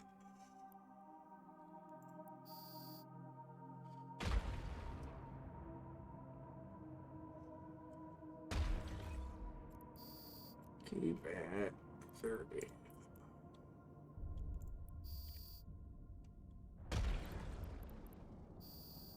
But yeah, it was a beautiful country. Beautiful country. Late 90s, early 2000s. Yep. Trying to think. It would have been probably early 2000s that I was in Australia. 2004, 2005. Sometime around there. But beautiful country. Beautiful country. Alright, so I'm going to mark these guys, and I'm going to come back here and loot these guys, since there's so many of them. So, did we finish? Yes. So let's bring these guys back in. I'm a bit afraid to visit Australia with the spiders and the snakes. Yeah. You know, it's funny, though. We have similar things here that we really don't think about much, you know? I have 2 small dogs. I think I showed one of my dogs on the stream here last week one day. But, and we had a snake in our yard last week that actually went after one of my dogs. And, which, that's the quickest way to irritate me, is to go after one of my babies. So, but yeah, I beat the daylights out of it, which I found out later. I think it's a black snake, which is not poisonous, make us sick. Probably would have killed my dog, but it was one of those where that's the first snake I've seen here. But they say, yeah, they're pretty common, and it's like, yeah, but it's not that bad. We don't have things that will eat you, just things that can bite and kill you. Yeah, exactly. And we have those too, you know. But in the Philippines, they actually have cobras, which is very common, and which I didn't know. I'm not a snake fan at all, and so it wasn't recently I discovered that there's cobras. One of the streamers we watch, they had found a cobra, and that's when they mentioned how common they were, and so the crocs. Yeah, so we have crocodiles here. Well, I guess we have alligators technically here, but yeah. Yeah, some of the spiders they have are very deadly, so you don't get in the water there either because there's jellyfish in the water. Yep, we have jellyfish. Yep, which is one of the big ones because they'll do some damage.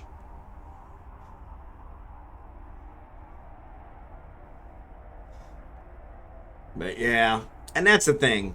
It's kind of like natural disasters. You know, here in Kansas City, we deal with tornadoes, which I've been in Kansas City now.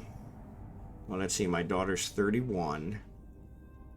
So somewhere about 27, 28 years. And I've seen one tornado. We've had several, but I've seen one. And I was rooted to the ground when I saw it because it was just such a awesome display of power.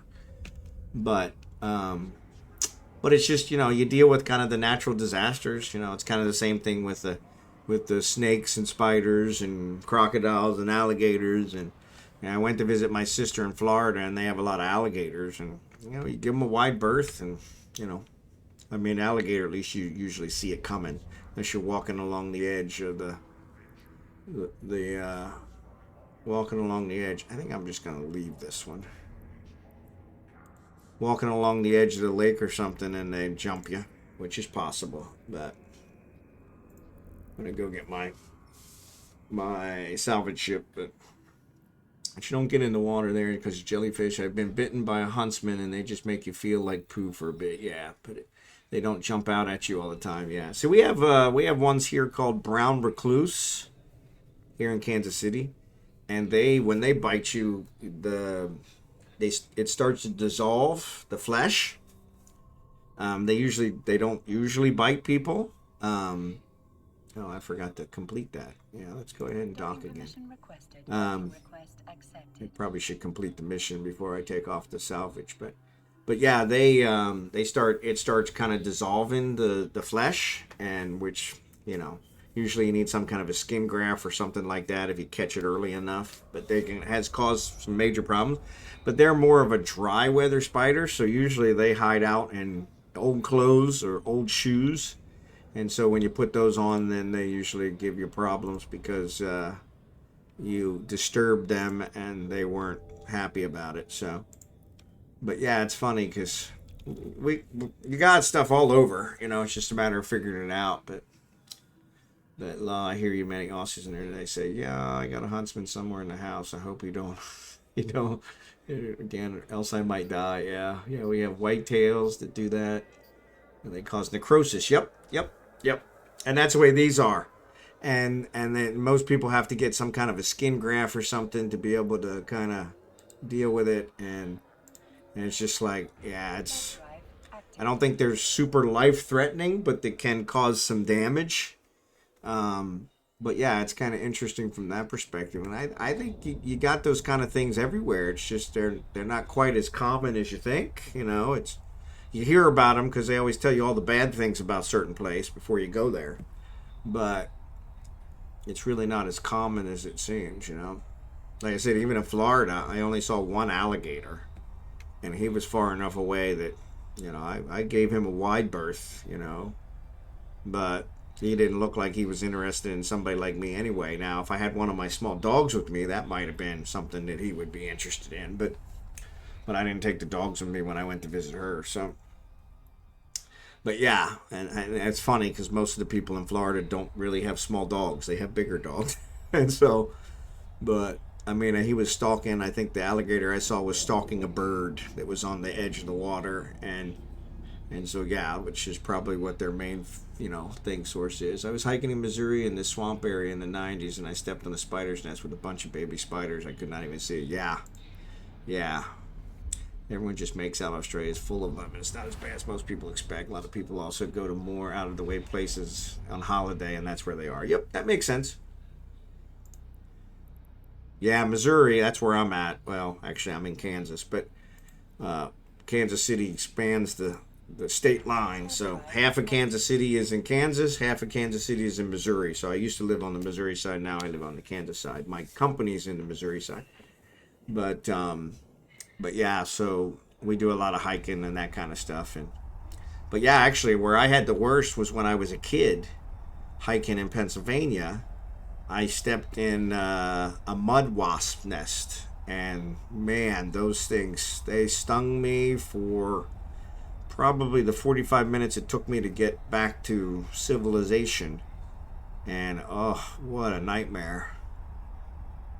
But yeah, I mean, you kind of have those things no matter where you're at. So I had a bunch of dime-sized necrotic spores that lasted for months. It was pretty scary. To this day, they can fire up from time to time. They get itchy. Yep.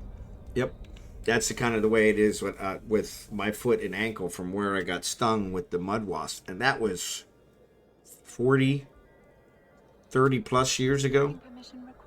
And it still bothers me from time. Like you said, mostly itchy. So huntsmen carry their babies on their backs, and when you spray them with bug killer, they all jump off and run around. It looks like something out of a horror movie, but they're just running around dying. Yeah, those huntsmen. That's a pretty big spider. So make active. All right.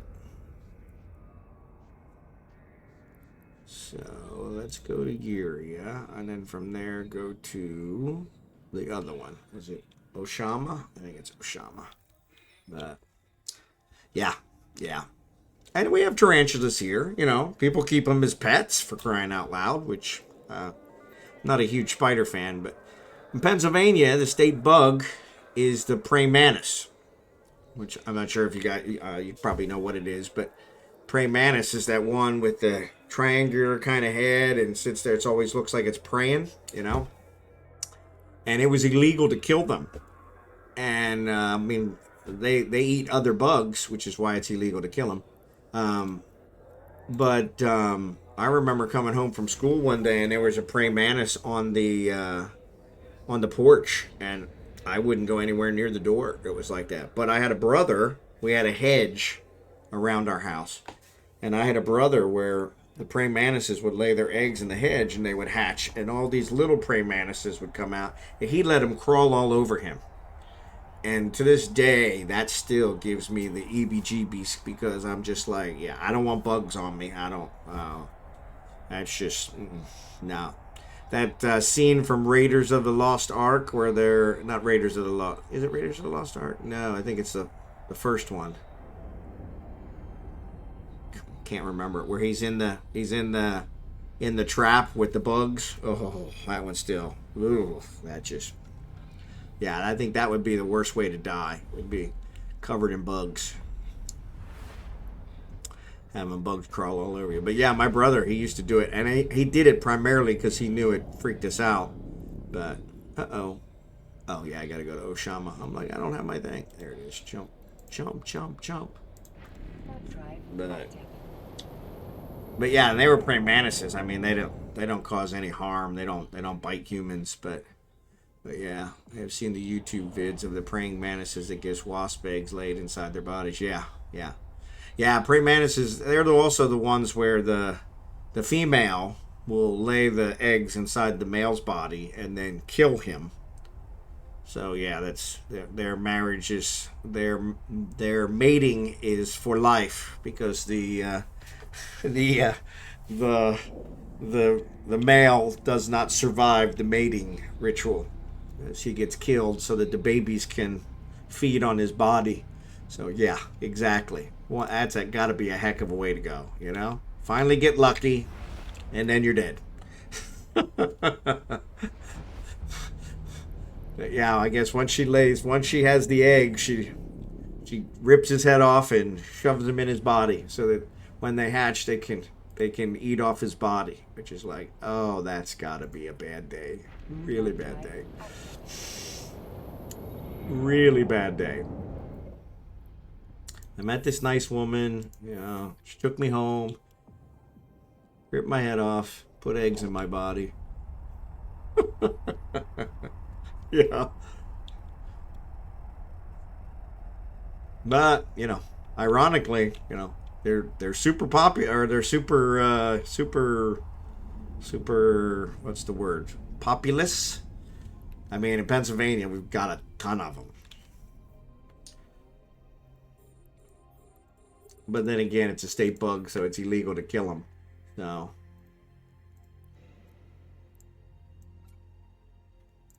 all right, let's salvage these guys up. How did I miss that?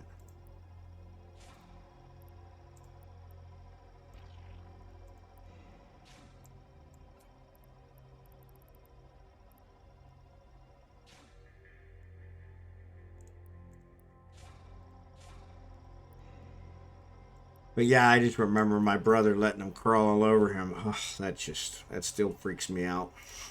Like, oh. Okay, okay.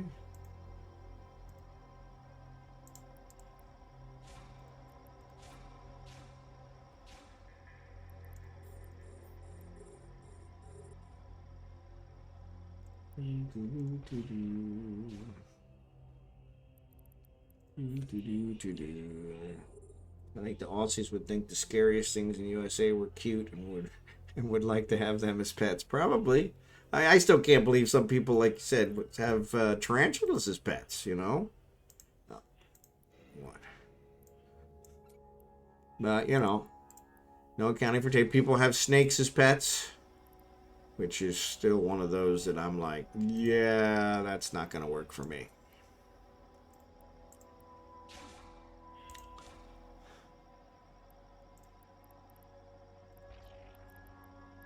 Lock.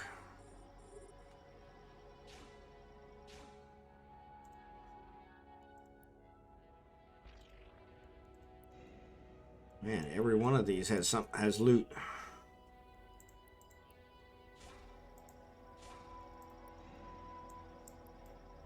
Well, at least metal scraps. My cap is definitely going to run out on this.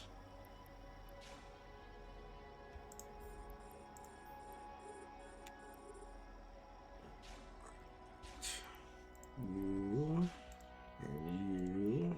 Let's approach you. So, have you seen those camel spiders? Yep.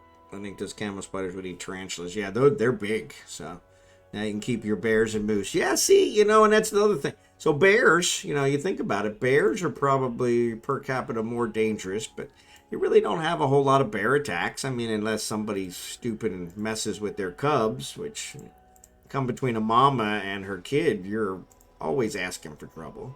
But that's usually the only bear attacks we have, unless they get super hungry. And moose will charge you just because you startle them, but they're not normally aggressive towards humans. But now you got like mountain lions and things of that nature, which they'll take on a human, hungry or not.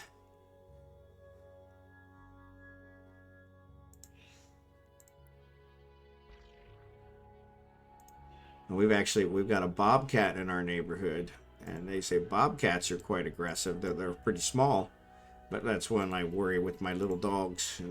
And then the other one we've got, which is kind of ironic, we have hawks in the neighborhood, and the hawks. There's actually been talk that they've actually picked up some small dogs, carried them off, but. Camel spiders are hilarious. Well, if you aren't being chased by them, yeah, I've seen a number of black bears in the wild, and also a few moose. Yep, I've seen a lot of black bears, and it's just, it's with anything. If you give it the respect it deserves, you're gonna be fine. If you act like an idiot, then you're probably asking for it anyway. So but yeah, bear. Whew, those things are huge. So I got a funny story about that too. So it's good to be more than 100 yards. Yeah. So when I used to hunt with my dad. My brother and I used to hunt with my dad, and he had a saying that they said, if you see a bear. So we hunted in the Pennsylvania mountains. We would hunt deer, and very common up there. But there's also a lot of bear up there. And he said, if you ever see a bear, you want to draw an imaginary line between you and the bear. Okay? And if the bear crosses that line, you want to draw another imaginary line between you and the bear. He says, whatever you do, don't shoot the bear, because the weapon you have is not capable of killing it. It'll just make it angry, and then it's more likely to attack you because now you've hurt it. And I remember that to this day. Is like, really? I can't. And I said, yeah, I think my dad told me, he says, you actually have to shoot it in like the eye in order to be able to kill the bear, because it's just got so many layers. That I had like a brush gun for hunting deer, and so it really wasn't super powerful, but it was enough for the deer.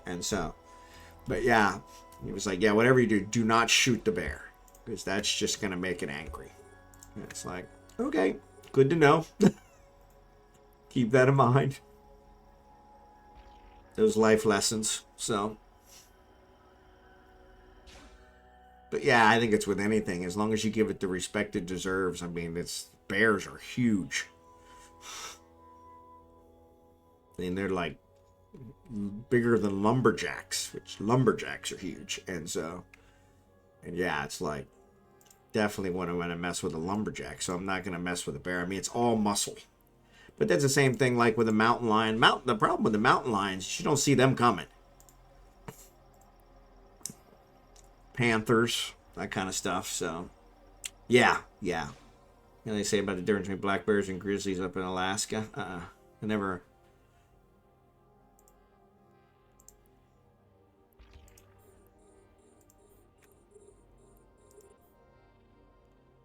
heard the difference. But yeah, if you and that's what it was. We were hunting deer, so we were, we had weapons for that. But if you're actually hunting the bear, you'd use a completely different. They said it's like an elephant gun. When you shoot an elephant, it's It's not that they're super defensive or they have super defensive things. They're just so big. It takes a lot of power to get through all that hide. And so that's why they have special guns for them. But you examine the scout of a black bear, you're going to find twigs and berries, skins and such. The grizzlies will have like bones and wristwatches and such. That's a good one. Probably. Yeah. Yeah, grizzlies, they don't mess around. But even that, I watched one of those shows, one of those Nature America show or Nature, and they showed the polar bears. And I mean, those polar bears don't mess around. I mean, that polar bear was tearing up that seal. And I'm like, man, I wouldn't want to be a seal. That's crazy. But yeah, that's kind of the thing, it's if you give them the respect they deserve. They said even like a sea lion, they look like they're all play and all that stuff, but they said sea lions can do some pretty good damage to you if you irritate them. Cause them damage. If you hurt them in any way, then they'll fight back. And so, but yeah, it's like they're always out there playing around, everything kind of like they're just a big version of a seal is what they always reminded me of. But that's not quite how it works. They're like, yeah, if you irritate them, they'll do some damage. So yeah, it's just gotta give the respect where some respect is due. So, and grizzly bears, polar bears. Of course, polar bear thing is, I think a lot of humans get killed by polar bears is they're so cold. They're just like, okay, just get it over with. It's like, I'll be warm at least for a few minutes. So I believe your presence at 150 yards can make a bear nervous. It can. And it's like I said, most bears, it won't bother them. They're aware of you. And, and they're leery of you. But they've gotten used to humans. But where it really becomes a problem, and I was hiking once in the woods of Pennsylvania while I was in college, and if you come, there were baby cubs, and the mother bear came out, and there were these cubs, and man, she was aggressive. She wouldn't, she didn't completely charge us, but she kept herself between us and the cubs, and we were like keeping our distance from the cubs because we were like, yeah, these are your babies, we're not gonna mess with them. But it was one of those where it was like she made it very clear that, and it's like, a mother with anything, a mother with her babies is, it's going to be those guys, pedophiles that are stealing the kids in New York and whatever. They're not doing it while mom's there, or at least not while mom's watching. So, but you hear about those stories where the woman picks up the car in order to save her kid, and so things of that nature. So, but yeah, when it comes to a mom and saving her kid, I think that's nature's way of kind of protecting the young. But yeah, and that was the only time I really saw, and like I said, I've seen a lot of black bear, but that was the only time I saw one really aggressive. And like I said, she was just, you know what? These are my babies. If you're thinking about anything here, know that I will rip your head off. And so, and I had no doubt that she would. She was a big girl. Those cubs were so cute, but it was like, yeah, they're not that cute. Not cute enough for me to get killed for. So, I just saw a YouTube yesterday where a mom ran out and attacked a bear in her back hard that was trying to eat her dog. Yeah, I think I saw that one too. It was on top of the fence and she pushed it off the fence, which is kind of brave. But yeah, and I guess it startled the bear so much that it was kind of like they finally did it. So yeah, I saw that one too. And I think that was what it was, is because it startled the bear. He couldn't believe that she was doing that. But yeah, he was after the dog, and he was probably hungry. Which makes sense. Those small dogs, my two small dogs are as yippy as they come. I have dachshunds, and they will not shut up. And I could see the bear wanting to take them out just to make them be quiet. It's like, God, that dog won't shut up. But yeah, Yeah, I remember. I saw that the bear was on top of the fence, getting ready to come down off the fence and go after the dog that was in the yard, and she pushed it off the fence, which I thought that was pretty brave. You know, like you said, it was a young bear, but still, I mean, it wasn't much smaller than her. But yeah, that was kind of funny. Funny from a interesting perspective. It could have gone a much different way, but all right, let's go back here. Warp drive active. But yeah.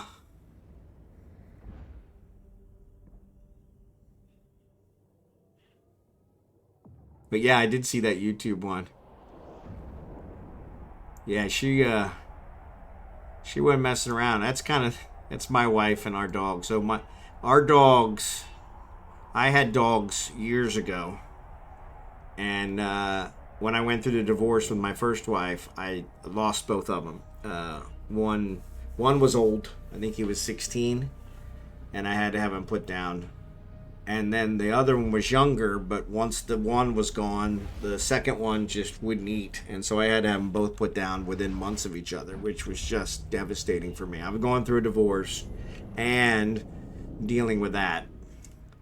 And so I was like, I'm not going to have any dogs anymore. I'm going to take some time off. Well, when I got married to this young lady, I said young lady, but she's 2 years older than me, but when I got married to this young lady, she decided after several years that maybe we should get some dogs, probably about 5, 6 years ago. And so I was like, yeah, I don't know if I really want to do that, And so we ended up doing it, and I love my dogs dearly, but these are the first pets she's ever had.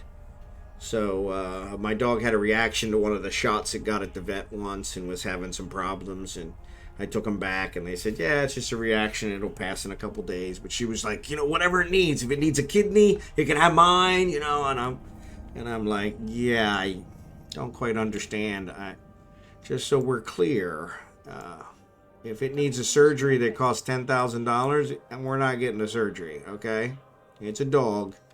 And from a different perspective, I would suggest that if I need a surgery that costs $10,000, it's going to cost you $10,000 out of your pocket, and the insurance isn't going to pay for it, you should evaluate whether I'm worth it or not.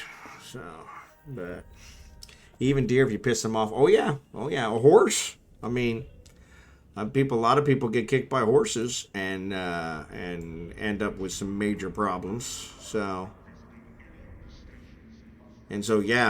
from that perspective, you're right. It's just a matter of if you don't treat the creature with respect, you can be seriously damaged. Especially a horse. A horse is super heavy, and so even if they just fall on you, something like that, it could be devastating. So, but yeah, I think that's where a lot of the stuff comes. It's just you got to give nature respect, because it will its whole sole purpose is to survive, and it does a good job of doing that. So all right, once again going back to Oshama, these are actually getting a little bit better price wise. So yeah, I think it was and this may be before you guys' time. Well, actually, I think Ming and I are probably close to the same age, but Christopher Reeves, I think that's what caused him to be paralyzed, was he got kicked by a horse. And so, I mean, he was Superman, or he played Superman, but yeah, and he actually had ridden horses all his life, and all his lives, like he had more than one. But yeah, he. That was one of those where it was just a horrible accident. But yeah, if you're not careful.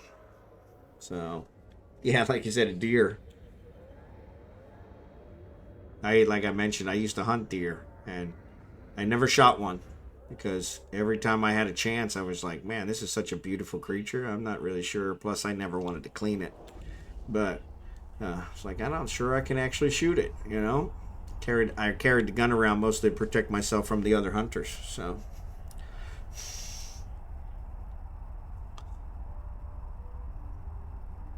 But yeah, I always enjoyed being out in the woods. So I was reading an early history of the state of Oregon, and I was very surprised at the number of early settlers that got terminated in horse accidents. Yep, yeah.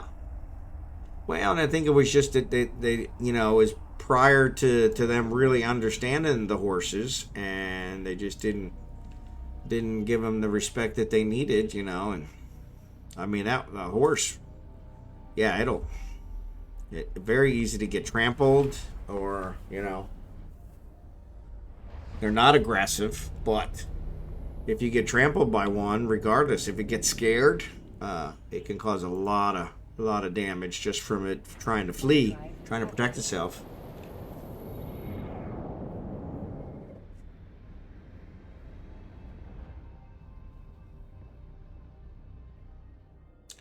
And then you look at like some of the jungle type countries, and they've got those big snakes like a boa constrictor and things of that nature, and I think that's got to be the worst way to go. Is squeezed to death, like, or being digested by a snake, one of those big snakes swallowing you whole, like, that's got to be the worst way to go.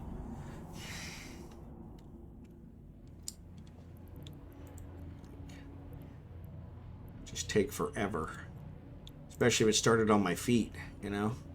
Apparently, all sorts of guys south of Portland would randomly decide to jump on their horses and go to eastern Washington where the railroad ended. This is like for 500 miles away. Wow, that's a heck of a ride. Especially on a horse.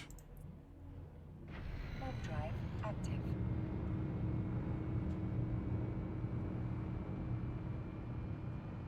Some guy got into carbon fiber armor and let one constrict him.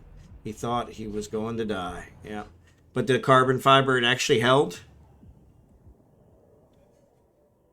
That would be interesting. I say it's one of the strongest materials on the planet now that we've constructed, but it held, but just, yeah. Yeah, those things are super strong. The boa constrictors. And that's why I was like, I would not want to rely on that, because he would probably just shift his grip like, hey, this isn't working, so let me grab this small bulbous thing at the top and see if I can crush that. Like, yep, that'll work.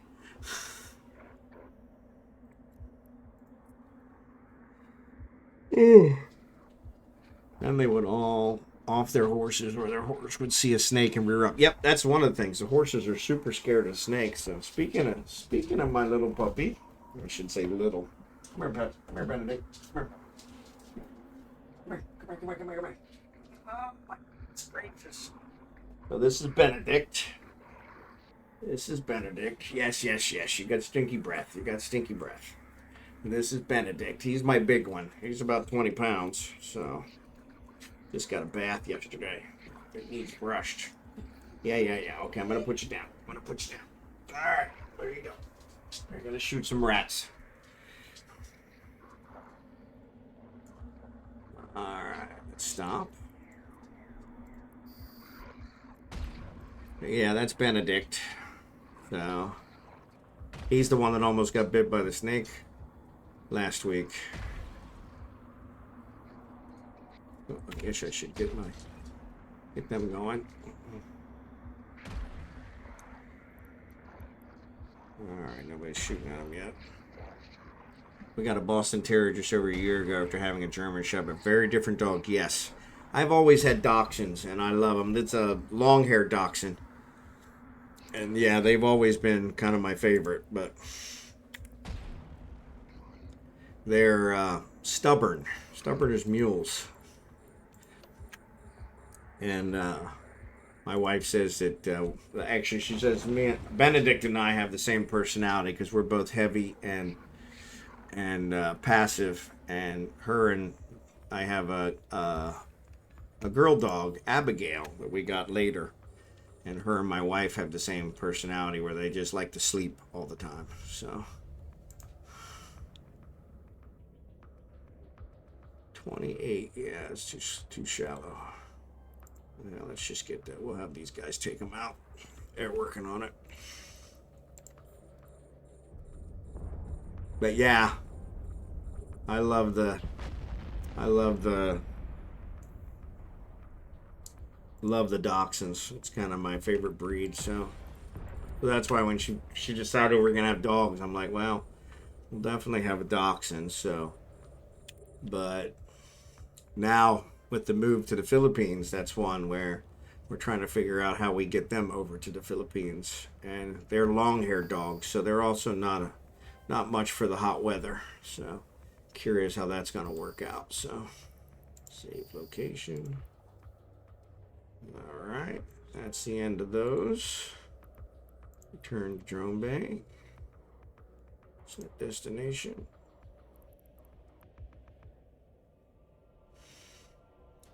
So there's actually services that you can pay that will take them from point A to point B. So Durham Pasture Shepherd passed, and then we needed moved to a much smaller house. So we couldn't get a real dog. Yeah.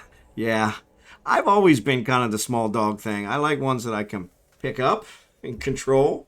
We've got a woman in our neighborhood that has this pit bull. I mean, just a beautiful dog, but it is bigger than her. And it drags her around the neighborhood. And I'm just like, I don't want anything that can jerk me off my feet. So Active. now you're getting into the whole horse thing. So, like Marmaduke, he was a Marmaduke, I think, was almost as big as a horse. So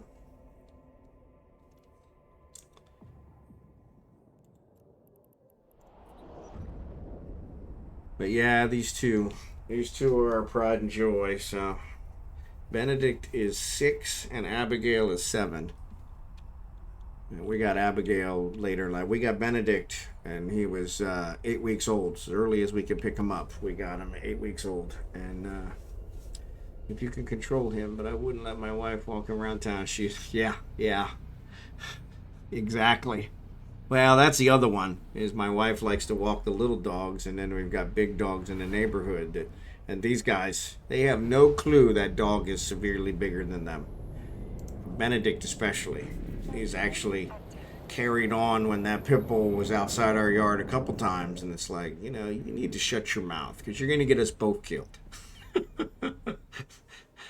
Famous last words.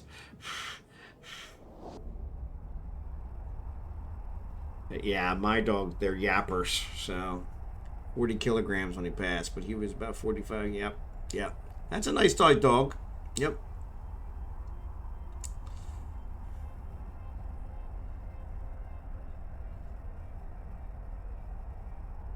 Yeah, Benedict's a little heavy at 20. He's 20 pounds, so what, about 10 kilograms, I guess is what that is. I'm horrible with the metrics, which I need to learn. The Philippines are metric. And so I can never fathom we're talking about building our house, and we're probably going to be somewhere around 100, 175 square meters. And I'm like, how many feet is that? So, exactly. Another thing with the U.S. is you grow up in the U.S., it pretty much ruins you for everything else. You can't do metrics, can't learn other languages because English makes 0 sense. We drive on parkways and we park on driveways. Just insane. So then when you try to learn another language, it actually makes sense. And it makes it hard because your language doesn't make sense. So you can't, your source of reference doesn't work. So I've been trying to learn my wife's native tongue for a while. She has a sister that doesn't speak much English. And so I always want to be able to communicate with the rest of the family. And so, but it's kind of funny because it's like, as Americans, we are completely ruined for trying to learn other languages or trying to do the metric system or, so many other things. So 22 pounds. Okay, so it's the other way. So he's 20 pounds, so he would be so roughly a little under 10 kilograms. So, but yeah, the metric system. I'm getting better.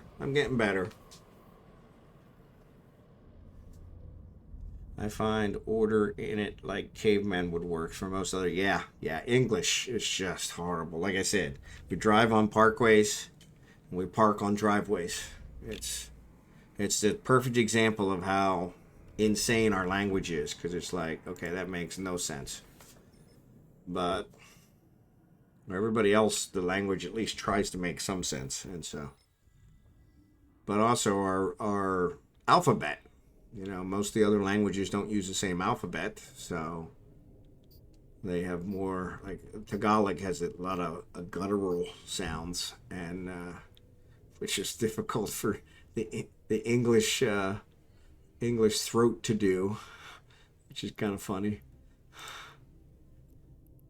Was it Oshama? I think it was Oshama. Warp drive active.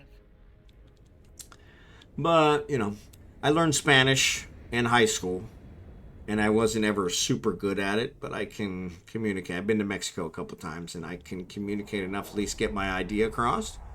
But and Tagalog has a lot of Spanish words in it. The Filipinos have been conquered by everybody, so there's a lot of Japanese words, there's a lot of English words, there's a lot of Spanish words, because they were conquered by the Spaniards once, and so yeah, so their language is kind of made up of everybody else's languages.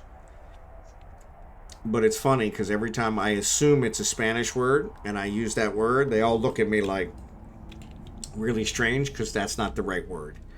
It usually means something completely different. So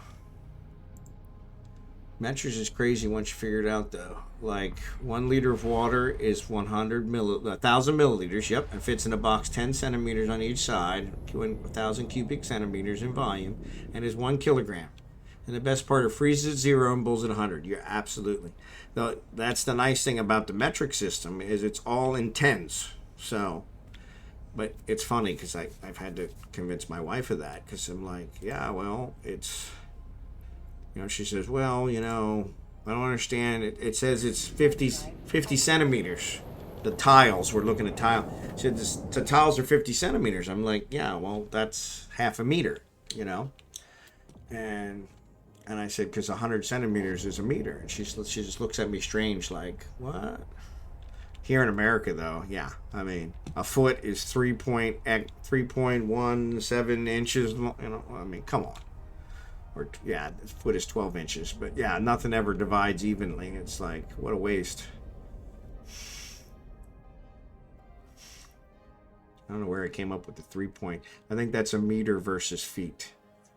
Yeah, there are roughly just short of 3.5 feet per meter. So yeah, so I end up multiplying a lot, but which I was really good at math, so that works out. But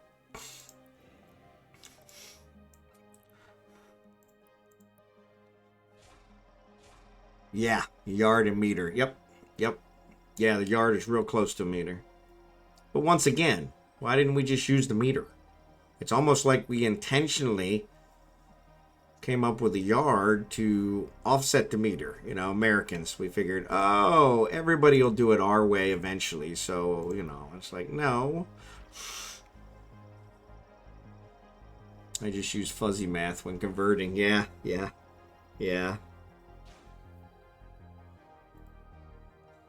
It's always a challenge. Well, my wife, God bless her. She's definitely not a math person, so she'll call me from a store and ask me, what's 30% of $17? I'm like, you have a calculator, sweetheart. Yeah, but I don't know how to plug it in to get the answer. Like, okie dokie.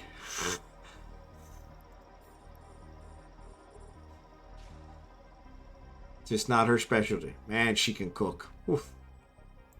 She's an excellent cook, which is probably one of the reasons I've gained weight the last several years. So that's probably one thing I don't have to worry about, is I definitely won't starve being in the Philippines. So fresh fish, be super nice.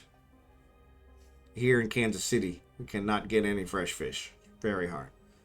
We use the old British standard mostly, from before the metric system was invented. Yep.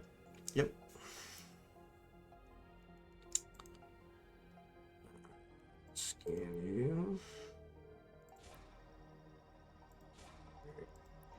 Loot you. Nothing big there. I should have left these.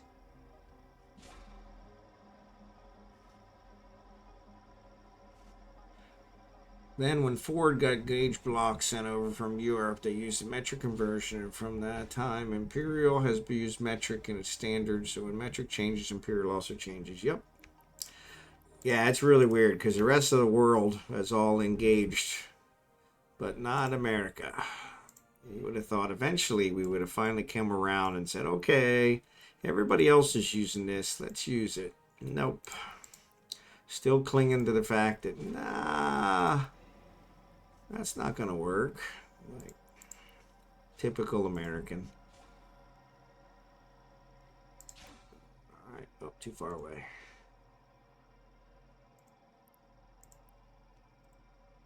Oh, it's gone. All right. Kick on this micro warp drive. That'll get us there. So, yep. And it should be. It should be, honestly, it should be universal for everything. Inches doesn't make any sense.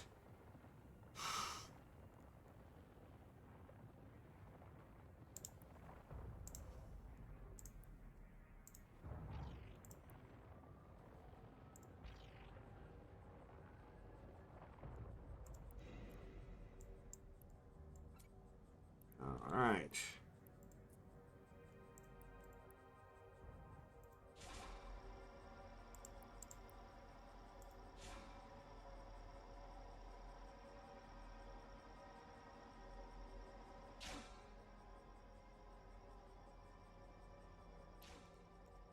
Alrighty. Metal scraps. What a waste. Yeah, that was definitely a waste. We should have left those. So, and a lot of U.S. industries use metric. Yep. Yep. Yep. Because they realized that, you know, if they're doing business anywhere else, they're going to have to convert it anyway. So, yep. So, yeah. That's where it really doesn't make any sense. When the businesses started using it, it was like the rest of the country should have switched as well. But typical American thinking, no, everybody's got to come our way. I'm like, nah, it's not going to happen. Kind of like the dollar, you know? Now with the euro, of course, that's a little bit different one because the euro came into being and most of them still haven't embraced it. So every country's got their own currency. So it's still kind of clinging to that, which... And then they make money trading that currency. So that's kind of where it gets even more interesting. So I work for a bank, so yeah, currency trading is big business.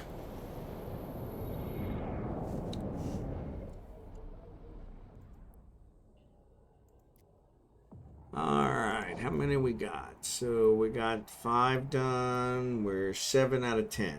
All right, so we still got a ways to go. 13 more.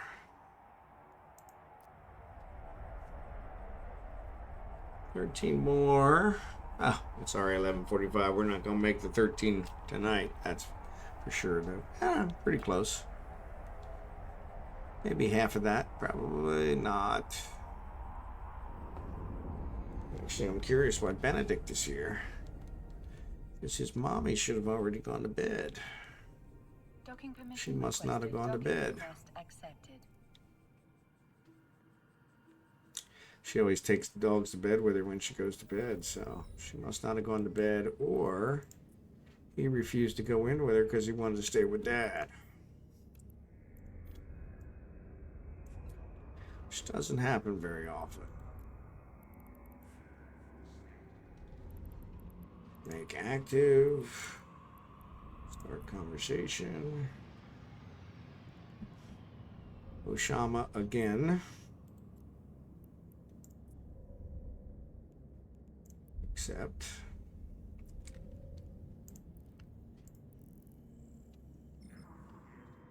But yeah.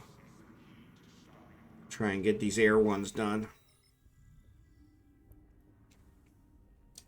And I'm pretty sure... Jump. Pretty sure once I get these level 1s done, then the level 2s should be pretty well done, because I've been doing those, so... Maybe between the level 1s and the level 2s, I'll have gained enough status to start on a level 3 security agent, so that would be cool, so... Now that would be too lucky. Where am I at? Drone 4 done, yep. Claim. So where am I at with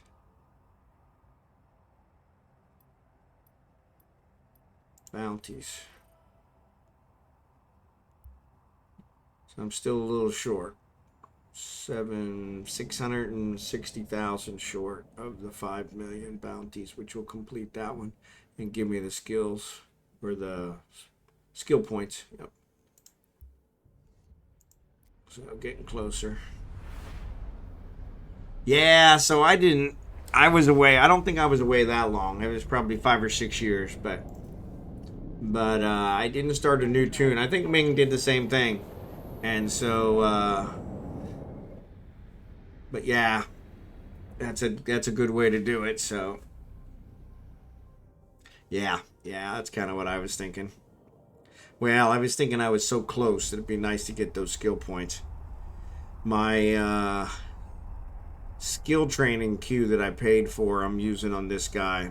Figured, okay, if I can get some more skill points, I've taken all the skill points from all 3 of them and thrown them on him. Try and get it. So my main is in low sec with a negative 6.5 sec status. Wow. Yeah. Like I said, I went in with my main and he completed. I think I got, was it almost 50 million credits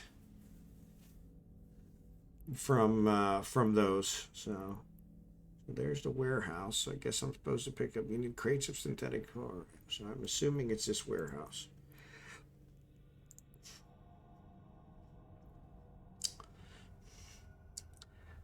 You can remember how to. Yeah, I want to be less rusty when I jump on that one. Yep. But yeah, my main. I mean, once I was able to get into the air program once I disabled my VPN, which I'm not really comfortable having my VPN disabled, but. C'est la vie. So, I was returning from no one, forgot about sex status. Yeah, I hate when that happens. So, Punk, I was going to say, if you want to follow, that would be awesome. That way you'll know when I stream next time, though I pretty much stream at the same time. So I stream roughly 10 p.m. Central. Thank you for that. Roughly 10 p.m. Central. Central America, Central USA time to roughly 12:30 a.m. So try to do 2-3 hours Sunday through Thursday. I take Friday and Saturday off. Sometimes I do a special stream on Saturday. But thank you for the follow. I appreciate it.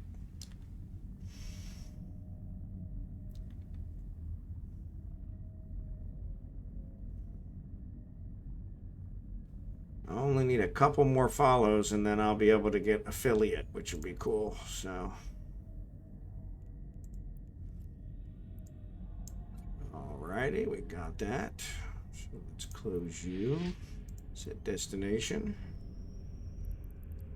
Oh, there's some rats.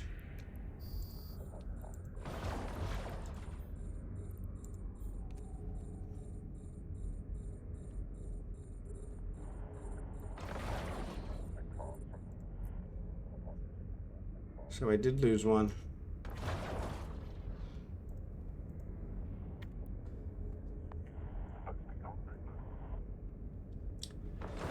But yeah, thanks for the follow. I appreciate it.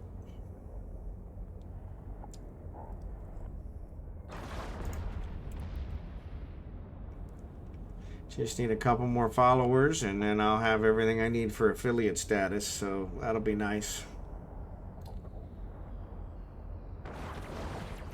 One more thing accomplished.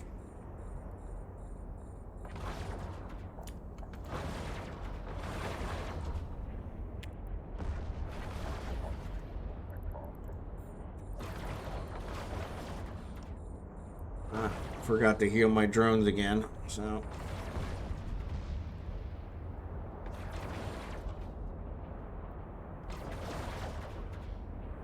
Well, that's weird. There it goes. I was like, what's taking so long? Maybe that's why. Maybe I was zoomed out the last time. Maybe that's why I wasn't hearing it.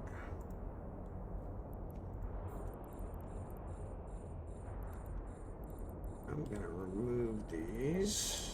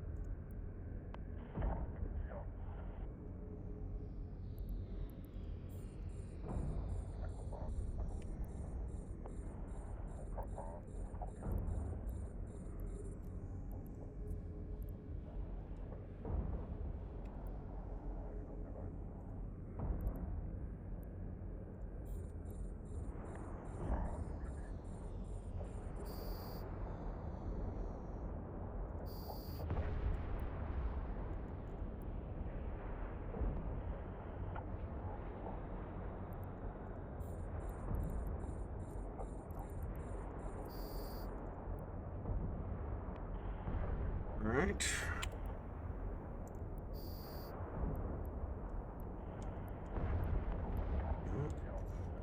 They're targeting my drones again.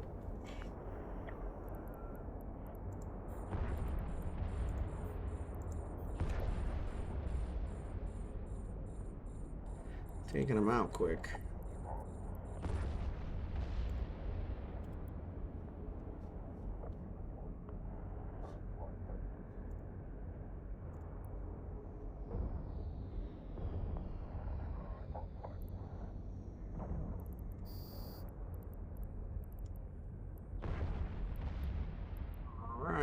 That's that. Return.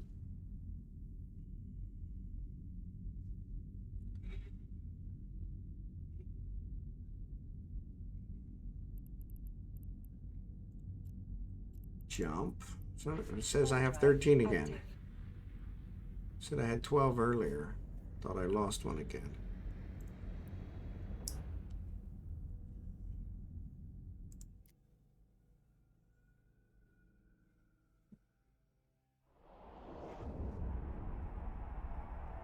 But yeah,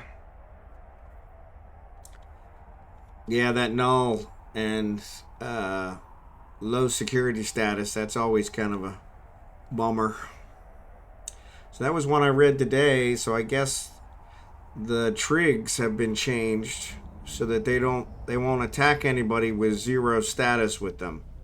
Where they used to attack people with 0 status. They killed me once because of 0 status, but then I got mine up a little bit so they wouldn't attack me anymore. But I guess that's one of the changes for the new version that's coming out, was that the trigs won't attack you if you have 0 status. They'll only attack you if you're negative. So it's like, oh, well, that's a little late. But I guess it's always good to have something.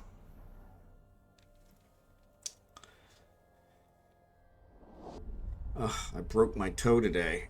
It's really bugging me. I've lost several alts because I just wanted to look at them for a few seconds too long. Yeah, that's what happened. I was docking with a station when they killed me. Like, really?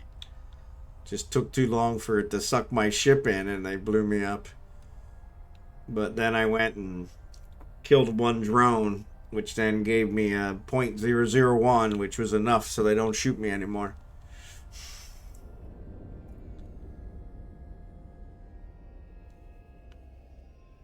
But yeah, it was docking permission requested. One of those tricks. Yeah, well, like I said, that supposedly with the new version, They won't shoot you if you have 0 status. So as long as you haven't shot them, you should be fine. But like I said, I don't know. I don't know if that's completely correct. That's what they say. Start conversation. Complete. Close. Switch.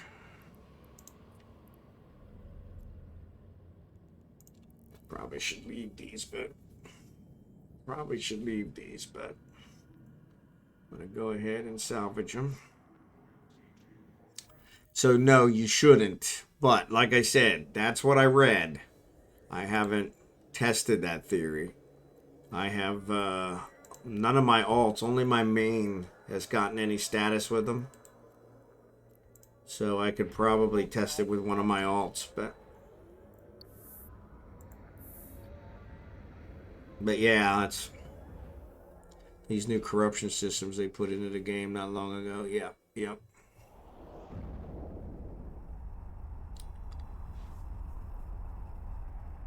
But yeah, oh, excuse me.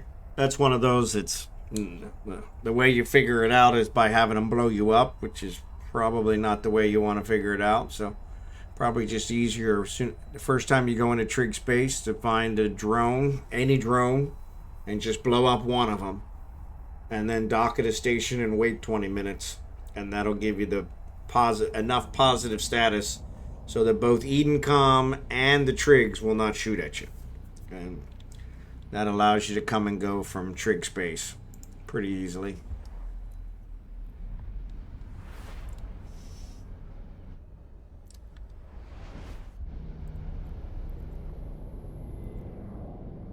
I forgot to remove my bookmark. So what do you want to bet this is the wrong one? Yeah. So actually mine, I actually farmed the drones in order because one of the reasons I was messing with the trigs is my corp is 21. So my main character is 21 years old. Started about 4 months after Eve went live. And my corporation is 21 years old. And my corporation had offices that are now in trig space. So I have impounded items that are in trig space.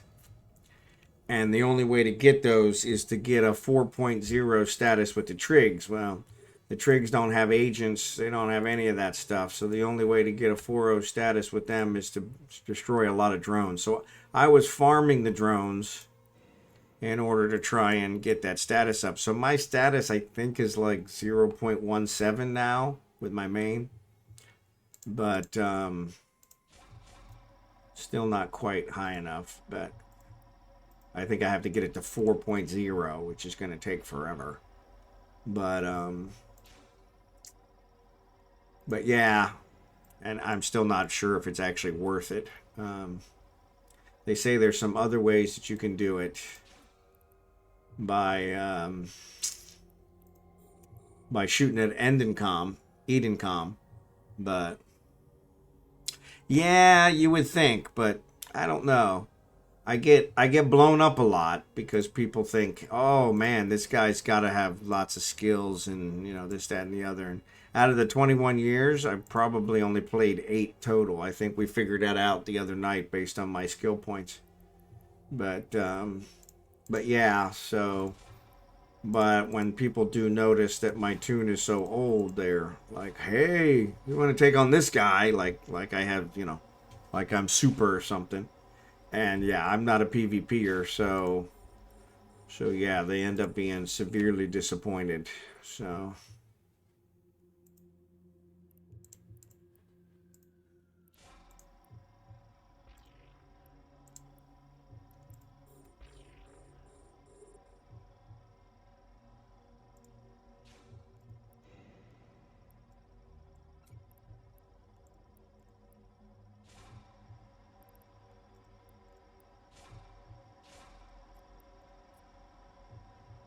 well, some guy's gonna test you, but others will think maybe you're too tough. Yeah, maybe. I haven't had that happen yet.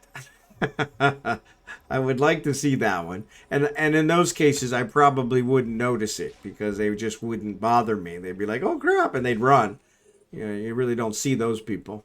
But yeah, it's kind of funny because I only seem to see the ones who think they have something to prove, and I'm kind of like, yeah, yeah. I mean, I got blown up. One of the ones that got blown up in trig space was, I think, 10 guys jumped my Imicus, which is a freighter, excuse me, a frigate. No weapons on it, but they jumped my Imicus, and I mean, complete overkill. But I was in, you know, their system, so to speak. I guess it's some corp that counts trig space as their own, and so that was why they were, you know, no warning, no nothing. But I was trying to scan down the wormhole to get out, and The capacitor is empty. yeah, the capacitor's always empty. So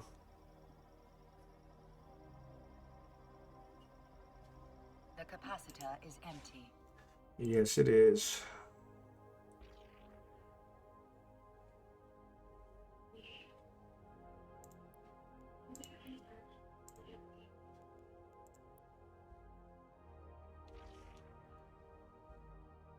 But yeah, it was kind of interesting. So a lot of guys in space call my main sir, and others just get quiet and kind of back away. Well, I find the pirates in you very predictable. They will always attack you. Yeah. And the high-sec gankers, which is what I seem to attract.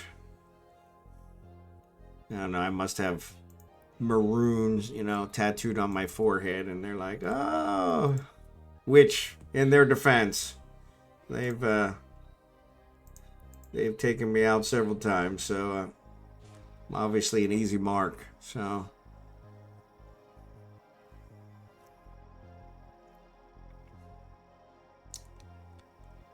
we'll salvage these one at a time since my cap can't seem to handle it.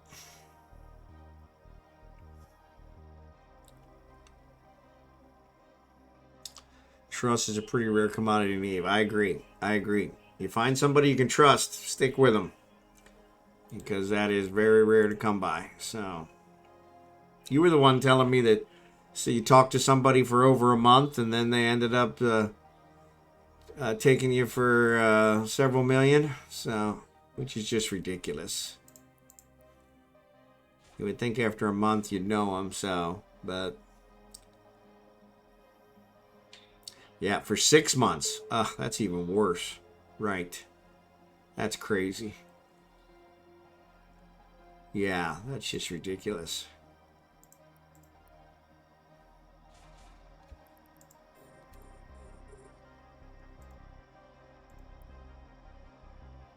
Yeah, 6 months. Ugh. Talk about a long scam. Yeah, for some reason I am not salvaging these things very quickly. Oh, there it goes.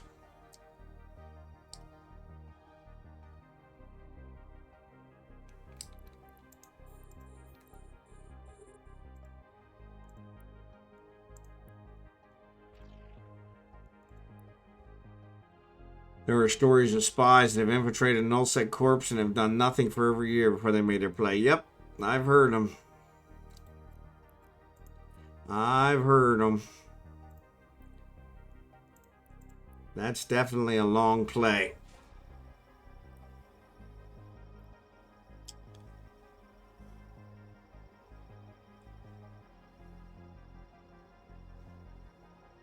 Kind of crazy. That's way too much effort.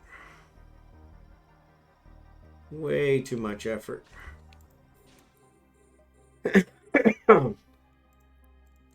Way too much effort. Too far away. All right, let's approach. I only got to get within one.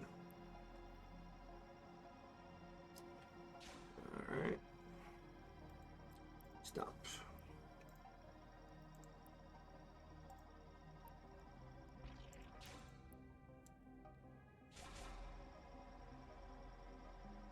Crazy would be the word. Yep. That's too much. I don't have discipline for something like that. That's just ridiculous.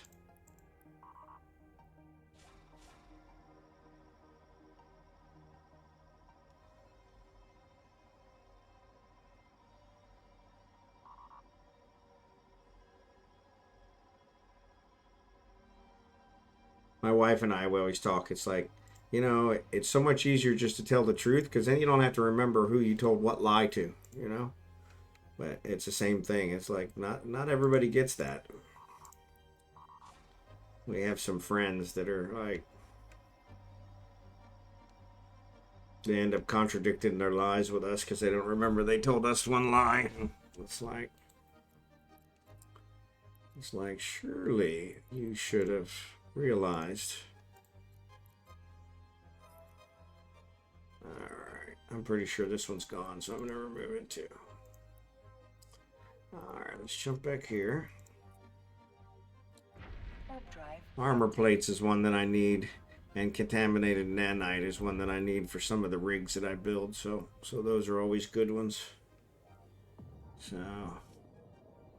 but yeah, that's an awful lot of effort to go through for try and fleece somebody out of, you know, and I think we talked about that the other night though.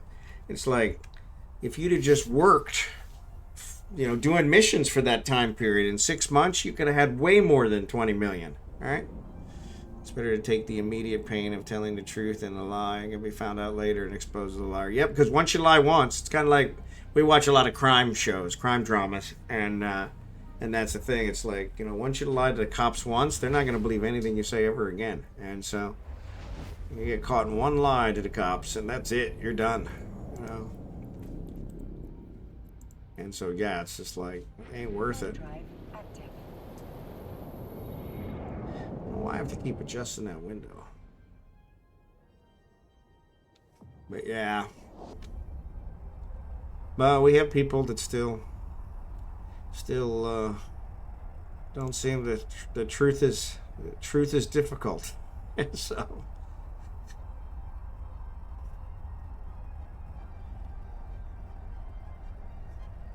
the worst is the husband and wife combinations, because the wife will tell my wife one lie, and then the husband will tell me a different lie. And then, of course, we compare notes, and it's like, well, that's not what he said. It's like, and so we don't know which one's telling the truth, if either, you know. And it's just like, okay, well, don't bother. Like I said, you just can't believe anything they say after that point. So, because it's like, and especially when you lie about something stupid, you know, it's like, really? I mean, that's not even worth telling a lie about. Make active. So, item hanger. Item hanger. Okay. To Kulin. All right. Give the diplomats enough time to evacuate. Engage any hostiles. Okay. High society party going on. Okay. Think we can do that.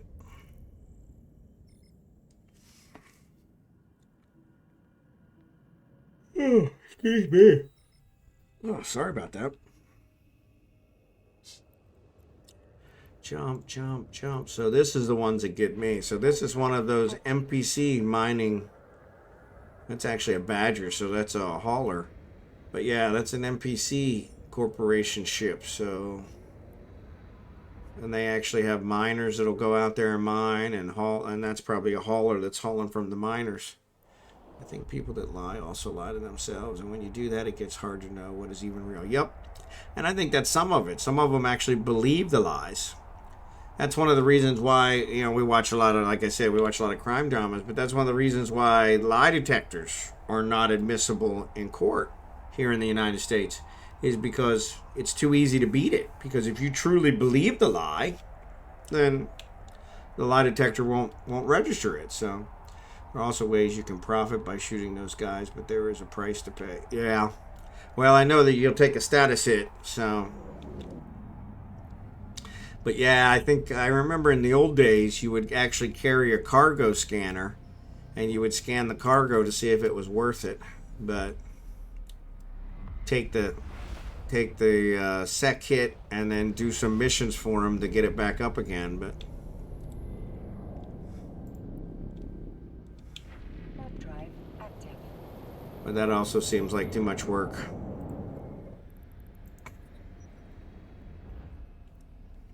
Antimatter's probably not going to be the ones I want to start off with, but then you got to attack them from the stations and station guns. Yep. And yeah, that's the key. Because if you're too close to the station guns will take you out pretty quick. Nobody talks about this as a low profit activity nowadays. Yeah, because I don't think the cargo's worth it anymore. Though it's probably, you could probably go out and hit the miners, and that might be more profitable because they're probably mining barges. So, but once again, you're still going to take the status hit. And then, of course, Concord's liable to show up, so...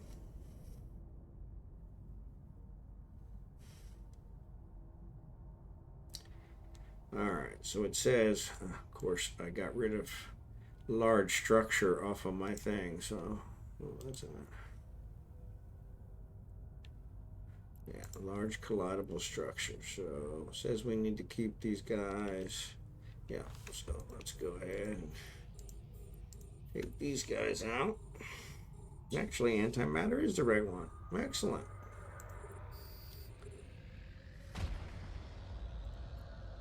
Launch.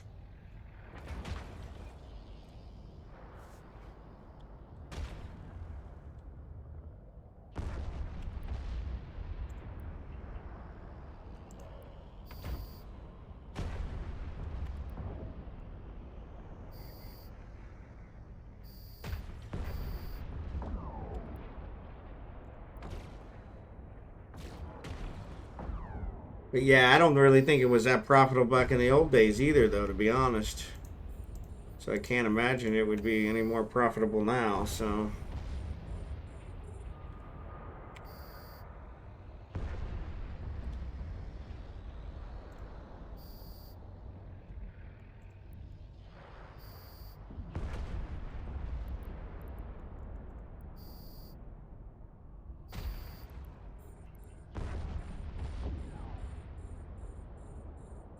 Yeah, I looked at doing it, but decided it was not enough ISK. Yep, that's it. That was it. Alright, there you go.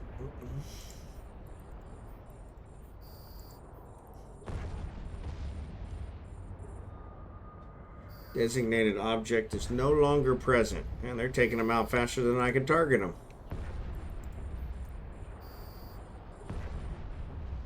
I like that.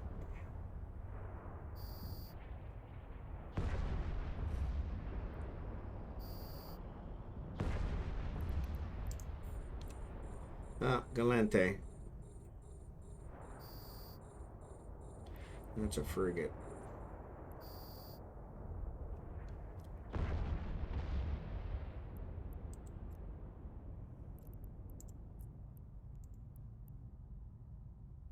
Alright, set destination. Alright. Return to drone bay. Really need to fix my drones. What's that now? It says 13 again. I don't know. There were guys that would kill sleepers by shooting at them, then warping off. The sleepers would chase them, so they would warp to their POS. And the sleepers would rock up against the POS and try to shoot them, but of course they can't, so he would use the POS guns to take them out. That's not a bad idea.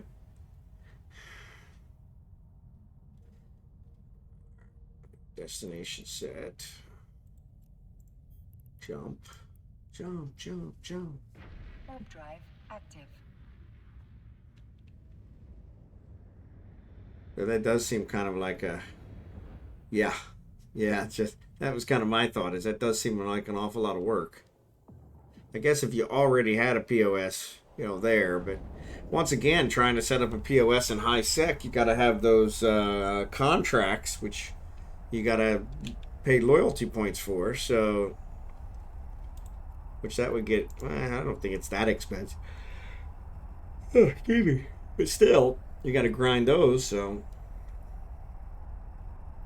Just to be able to set up the POS. then again, I guess if you don't need it for that long, you could set one up for 5 or 10 minutes or 15 or 20 minutes.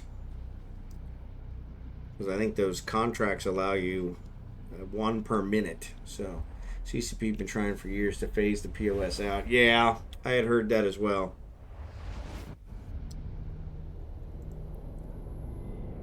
Warp drive active. Apparently the code for them is very old and not very modular. Yeah, that wouldn't surprise me. I think they expected it to be a lot more interesting. Interesting is not the right word, but a lot more used than it actually was. And so 12:17, so I better get off of here. So I'll go salvage these guys and then we'll call it a night. But I made a good dent towards my air ones, level ones. So, but yeah, I think they expected it to be a lot more people to use them, and they never did.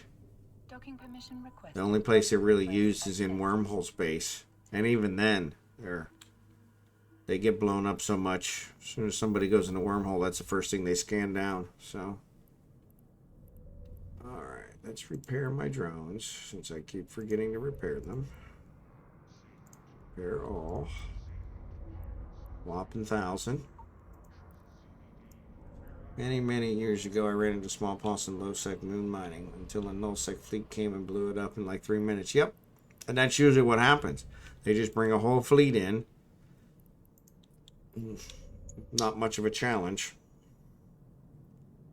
I forgot to complete the mission. All right, dock.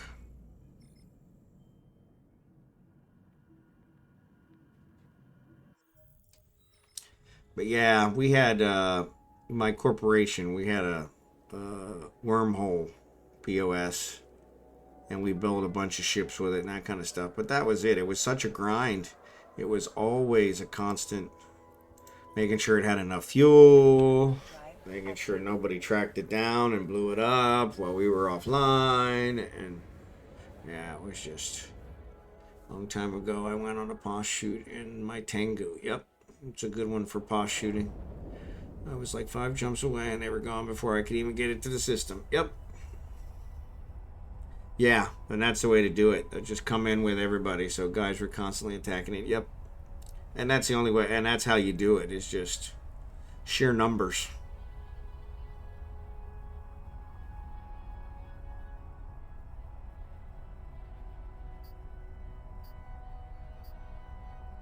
They just can't handle that much damage all at once.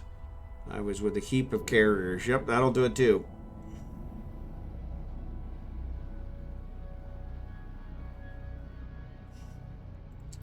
That'll do it too.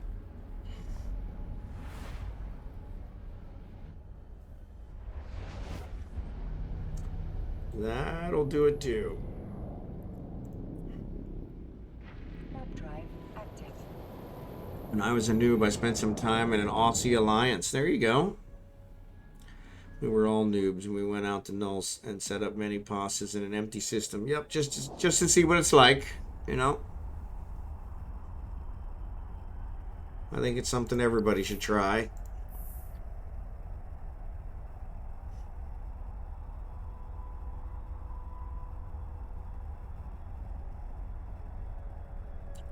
That's one of those ones we were talking about the other day. Is one of the ones that I have trouble with is the direction scan. And so somebody was saying, yeah, you know, they had a buddy that they would follow around and see if he could find and fly the system and see if he could find him. And like, that's a pretty cool way to learn how to do that better.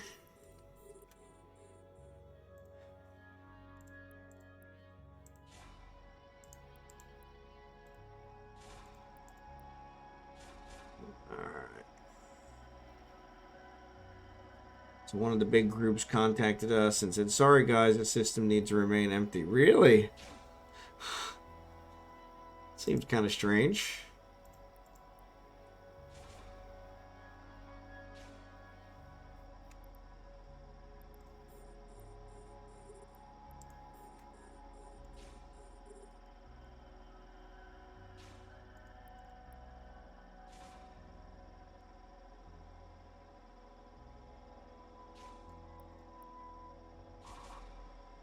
Here goes my cap.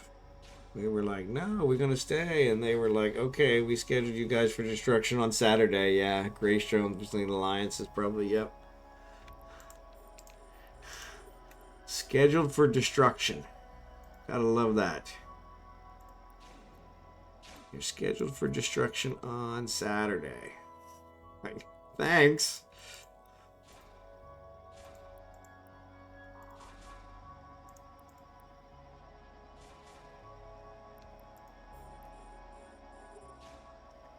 Nothing of value, nothing of value, nothing of value.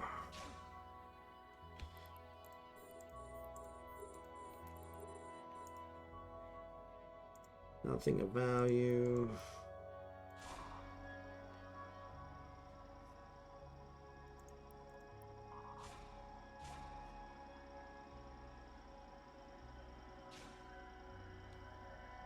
Nothing of value. Nothing of value.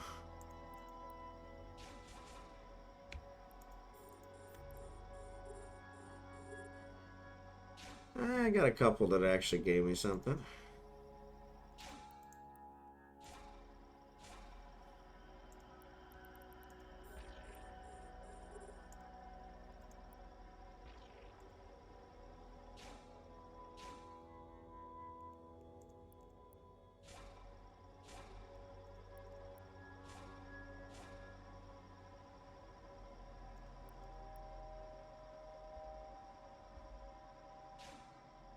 We were like, can we take our wreckage and leave? And they were like, okay.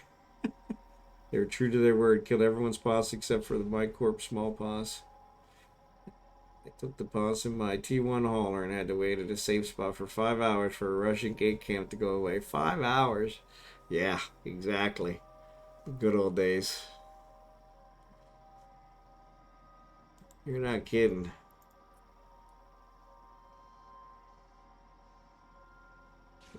Yeah, waiting for those gate camps. That's just brutal. Alloyed titanium. That's a good one. All right. Warp drive active. Well, let's see who we can raid. See if we can pay back. I thought I saw one of the guys that raided me the other day. Bronzebeard.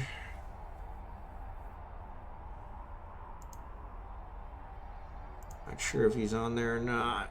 Let's check. He was on earlier, but not sure if he's on now. So let's see. Nope. Looks like he's gone. Do you guys know anybody that's on? Omega 23 Gamma. Looks like Omega Stream giveaways.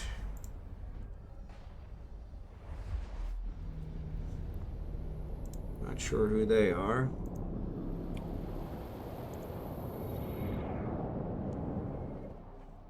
Federation Frontline Report. Sniper Wolf. Dave Gates streaming. Raising $1,500 for charity. That would be a good one. Dave Gates streaming. Let's see if maybe we'll raid him. Dave Gates streaming.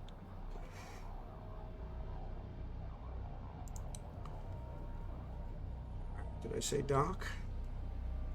I don't think I did. Warp drive active. Dave Gates streaming.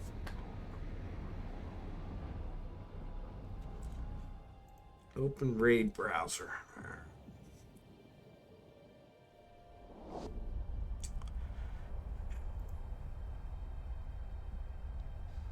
All right. time for some sleep. I'm going to catch up a couple hours sleep and then get mining on Eve. So it doesn't look like he's there.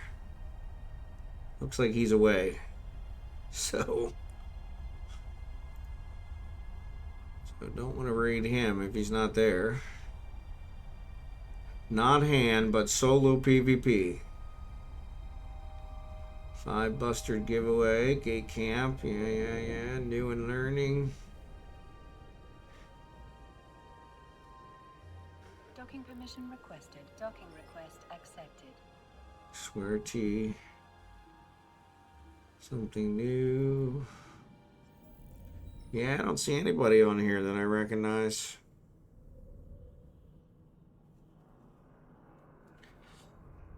Nope, I only just came back. I think maybe streamers take a deep breath before the upgrade on the 11. Yeah. I was thinking the same thing.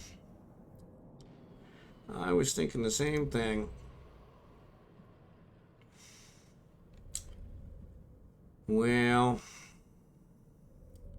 maybe we won't raid anybody. Now I hate to do that.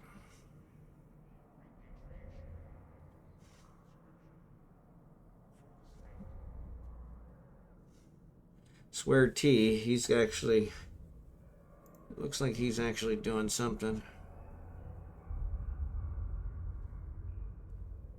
So yeah, maybe we'll do them. I see him in there an awful lot, so I'm excited to see the new hauler ships. Yep, I agree. They do look pretty good, so let's start this raid.